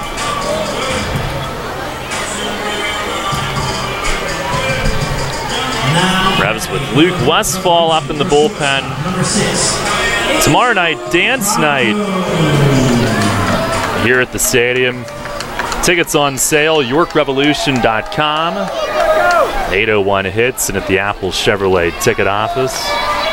Here's Angel Franco, who's 3 for 4, a double and 3 runs. And the first pitch, a breaking ball down low. It is not Luke Westfall. He's up in the bullpen. Some bad info. The 1-0. And it misses down and away. They were not going to use Luke tonight, having pitched the last 2.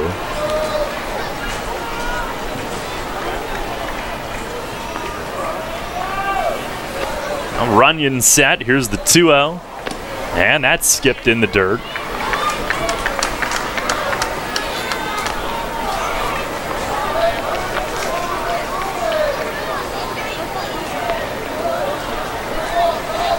Runyon, 11th year pro, first year in the Atlantic League. He's pitched in the Royals, Rays, and Nationals systems. Making it to AAA. He fires a strike here on Franco, 3-1. 7 of his seasons in the Royals system. Franco, who he faces, played all 9 of his previous years with KC. 3-1, and he bounces it towards second. Bistain over toward first to glove it, moving to his left, throws to first, and there's 2 away. I want to go back to the out-of-town scoreboard momentarily just to point something out. The other 3 games in progress tonight have a total of 16 runs scored. The Revs in this one have scored 14. Oh, it's been fun.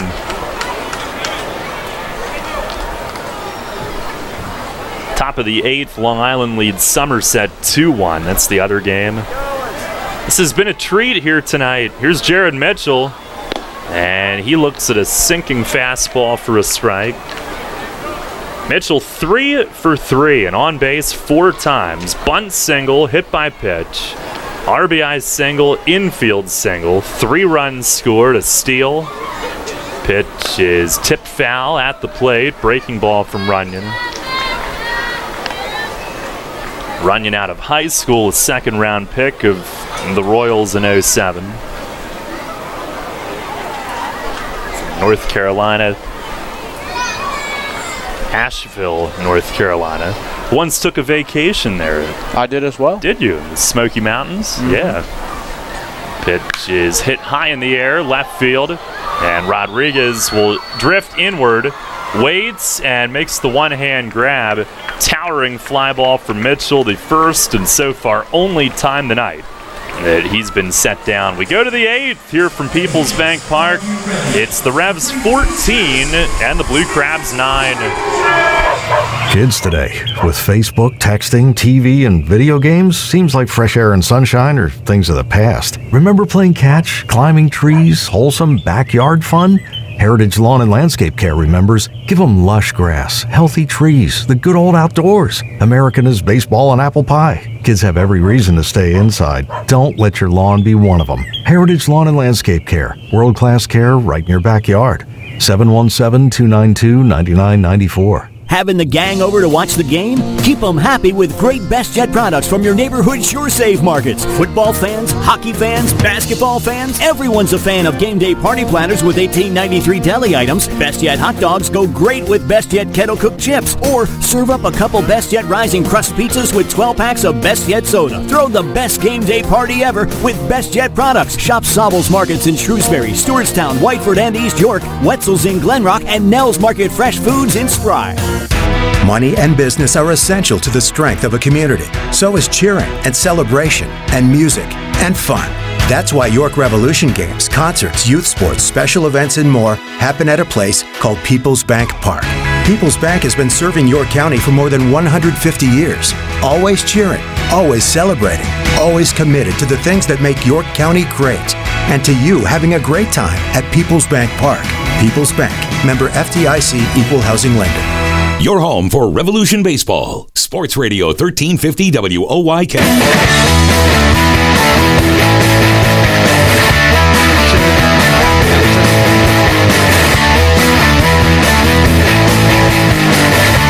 Head of the 8th, it is Chase Hutchinson who's on. Pitching change brought to you by Maple Donuts. Revs with a 14-9 lead. Our 8th inning brought to you by York Dental Sleep Therapy. Are you tired of feeling the effects of sleep apnea or sleepless nights due to your CPAP? Dr. Bell might have an option to help you. Make your appointment today. Let Dr. Bell help determine which treatment is best for you. Call 316-1299 or visit yorksleep.com. Ryan Wiggins will lead off the 8th. First pitch from Hutchinson is outside. Westfall not being used tonight. He's pitched the last 2 nights here. So it is their other left-hander who's on. The 1-0. And it's hit foul down the right field side into the seats. Hutchinson 2-2 with a 1.80 ERA in 21 outings. 20 innings, 16 hits, 9 walks, 16 Ks. Now set, the 1-1, and a foul tip straight back. Couple relievers on this team, including Hutch, I would think have a great chance to go to the All-Star game. Certainly deserves it. His last 4 outings, 1 hit. All ready, and the pitch. Swing and a miss. He struck him out. A slider to strike out Wiggins, and that's how Hutchinson's outing begins. Now, we were talking about some of the technicalities, the unwritten rules around All-Star voting. What happens if a guy gets voted in and then subsequently signed? Does he get replaced? Yeah, but he still has earned that All-Star nod. Yeah. I think it's too late for Jarrett Martin to be on the ballot, but well, I mean, he certainly deserved it when he was here. Here's Bistain, who takes a strike.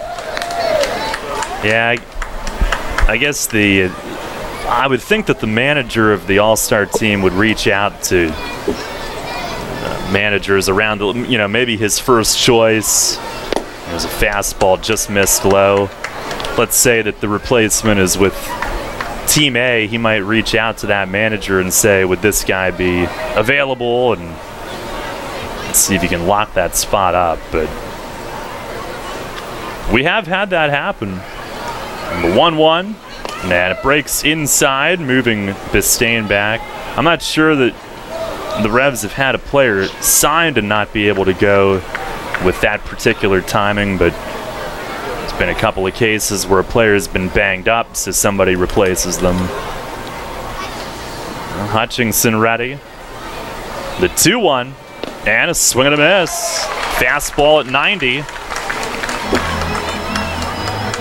Well, it would make sense that would happen a decent amount, just because the guys who are playing the best, most likely to get signed, most likely to be All-Stars. For sure. One year, they actually played the All-Star game in June to try to have more of those guys in it before they got picked up. The 2-2, yeah, that missed outside. That was the 2009 game in Newark.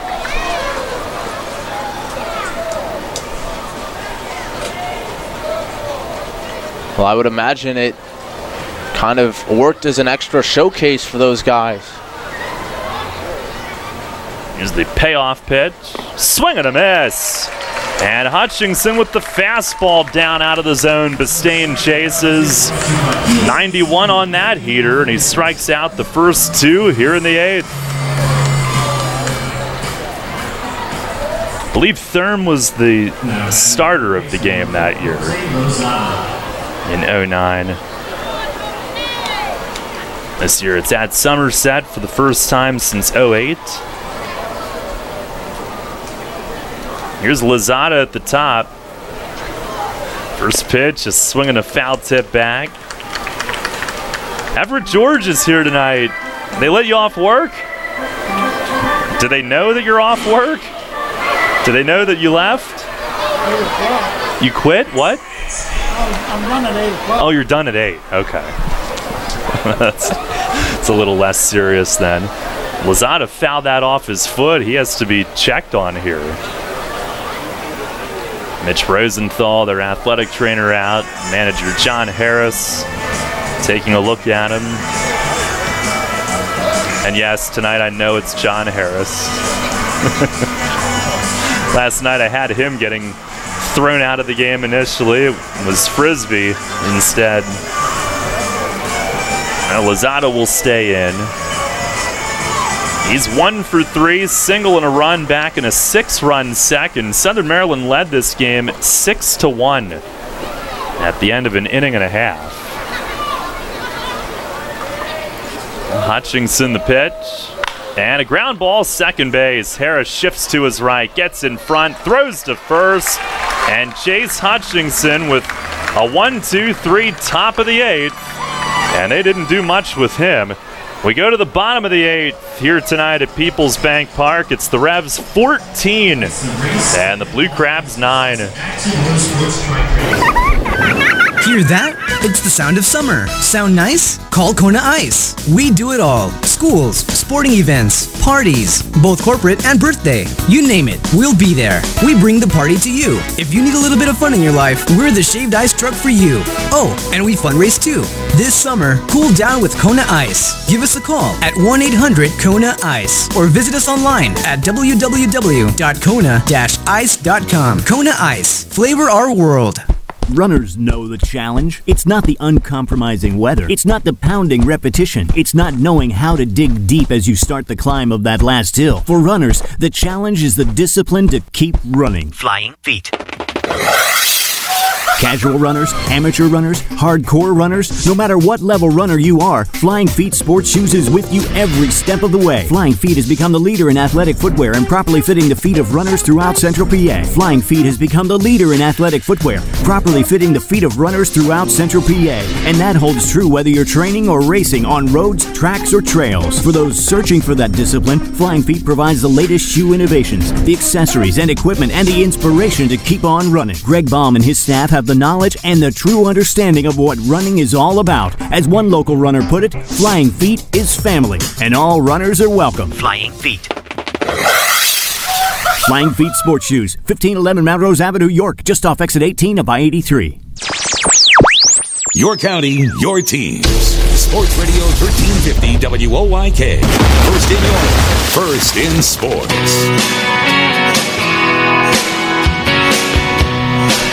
Bottom of the 8th, Rebs with a 14-9 lead. Runyon stays in. His first pitch to Verona is low.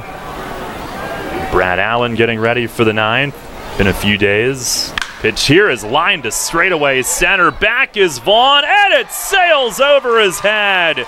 Out beyond his outstretched glove, and Verona's into second with a stand-up double. What a debut. 3 for 5 with 2 doubles now. He's driven in 4 on the night. And what a welcome to York. He hits the ball so hard, and Vaughn just kind of drifted back with it, but I don't know, it might come off Verona's bat a little bit differently than some hitters. That thing just kept going. You and I were talking about that earlier. I was saying there's some pitchers who, without trying to throw it hard, the ball just flies out of their hand a little faster, and that's what I see off of his bat. The ball just takes off. Now here's Ryan Dent. First pitch, breaking ball. It's a called strike. Dent 2 for 4, 2 RBIs and a run. 19th hit here tonight. The 0-1. And a swing and a drive the other way and right. Cone back. This carries. He'll run it down, though. Verona tags. He'll move from second to third base. Dent moves him up. And that ball was solidly struck. Going the other way. Cone able to get to it, but Dent hit it hard. Our former counterpart at Southern Maryland in the press box, Josh Owens, won the tricycle race between innings. He's up here visiting. He's now got a job in marketing outside of baseball, but we've worked with him for many years. Here's Witherspoon, and first pitch is low. They bring the infield in, trying to keep it as close as they can before the 9th inning. 14-9 York. Witherspoon 1 for 5, a 2-run triple in the 3rd, and he lays off down and away, ball 2.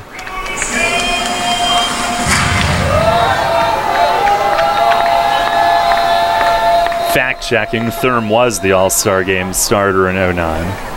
The 2-0, and a swing and a foul tip into the glove of Wiggins.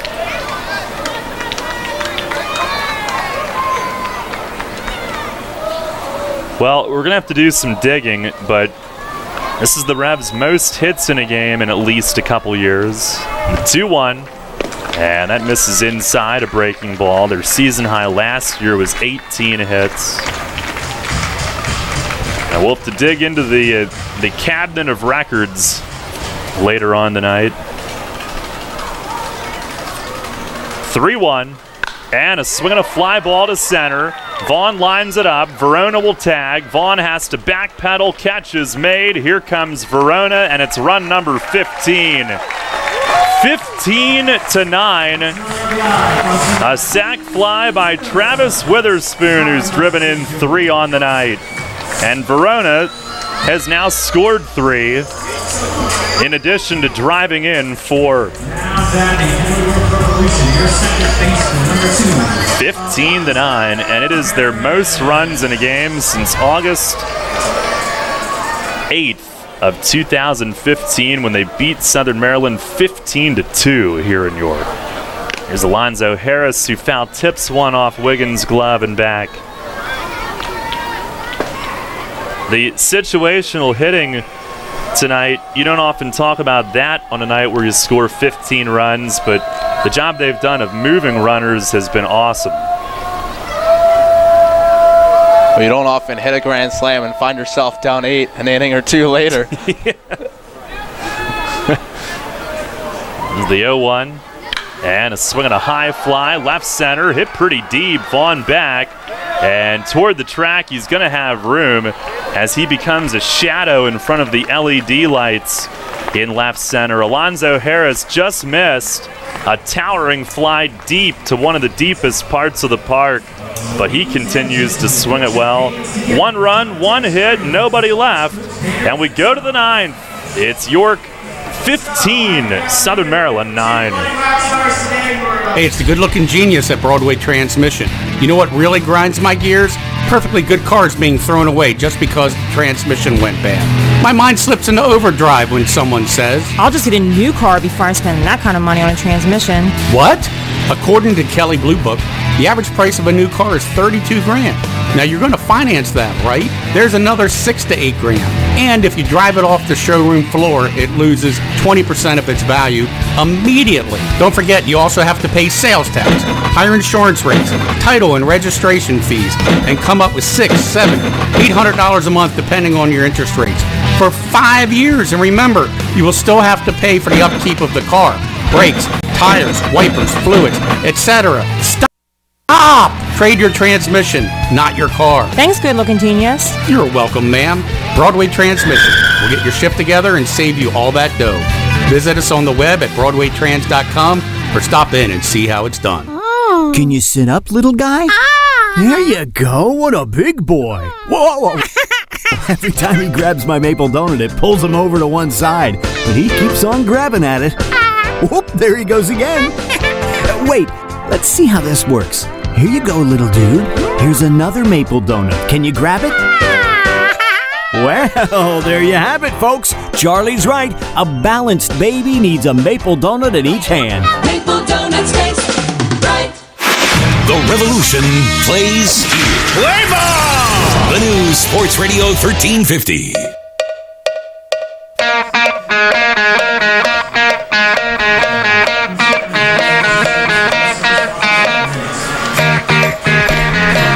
Revs a 15-9 lead. Brad Allen takes over. Pitching change brought to you by Maple Donuts. Well, the Revs with 19 hits tonight. It is their most since August 26th of 2015 in a game in Lancaster, but that was extra innings. They won 10-4 in 13 innings. So it's their most in a 9-inning game since at least 2014. We are efforting on that. Here is Edwin Garcia, who takes just inside. Garcia 1 for 4, a grand slam in the second inning. Made it 5-1 Southern Maryland at the time. They would go up 6-1. Here's a swing and a miss. Fastball up and in on him.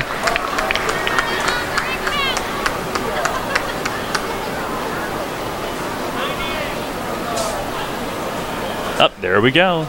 Most in a 9-inning game since 2014. The pitch. And a slider called strike on the inside corner. August 13th of 2014 in a 10-1 win at Camden.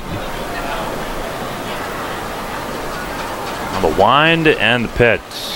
Fastball high and away. 2, 3, and 4 due up for Allen to face in His first outing since Monday, scoreless inning, but overall hasn't had many opportunities of late. He fires, and a foul back to the net. That's only been a couple of days, but Revs looking to snap a 7-game skid tonight. Obviously, they haven't used him much.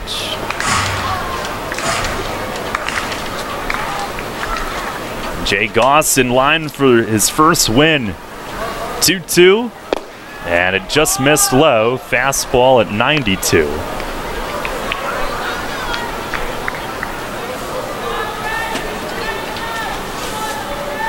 Allen overall 1-1 at 2.16 ERA. He fires, and a swing and a pop foul out of play to the right side.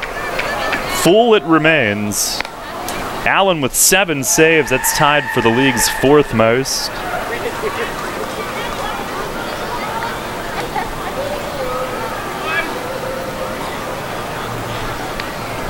Now the wind and the pitch. And a high fly right field. Mitchell eyes it up. He'll walk forward, waits, taps the glove, and puts it away.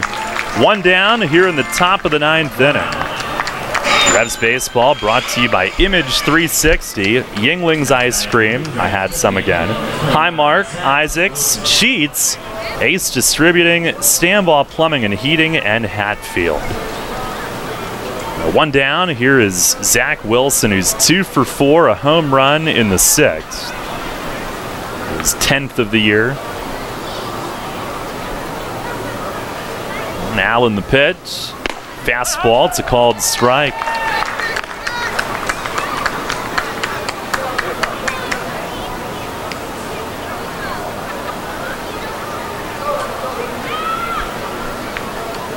Now he winds, he kicks, fires, and a fly ball, left center, jammed him. Verona coming over from left, calls off Witherspoon, puts it away. 2 up, 2 down on fly balls for Allen here in the top of the 9th inning. That's 2 outs, 2 outs. Broadcast also brought to you by York Water Company, Brickers, Pizza Box and Hoagie Shop, York Volkswagen, and Penn State York. 2 down, here is Michael Snyder, who's 2 for 3, RBI single, double, hit by pitch, and a run. First offering, breaking ball, and a strike. Slider to start him off. 15-9, the lead for York. And Allen looking to try to put a clean end to it. Here's the 0-1, and a swing and a pop foul, back and out of play. Fastball off the hands, it's 0-2.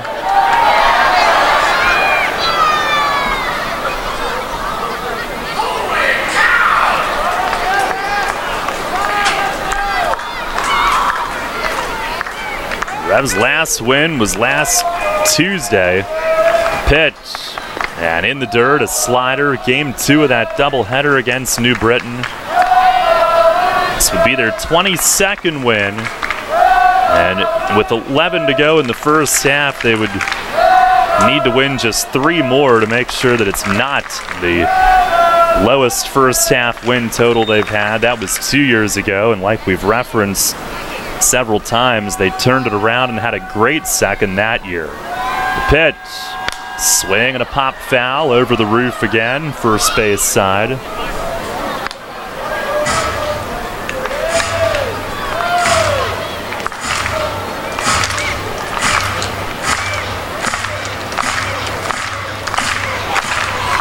Looking for 1 more strike, 1 more out.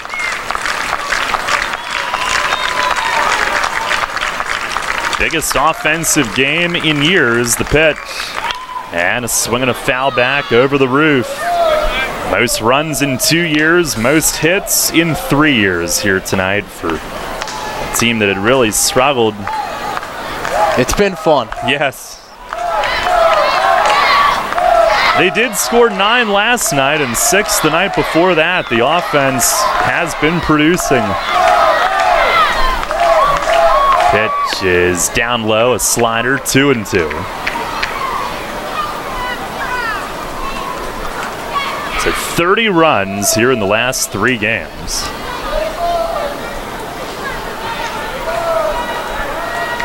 Now Allen kicks, fires, swing and a miss. He struck him out. A slider to end it. And a 1-2-3 top of the ninth for Brad Allen. It's his 12th straight scoreless appearance.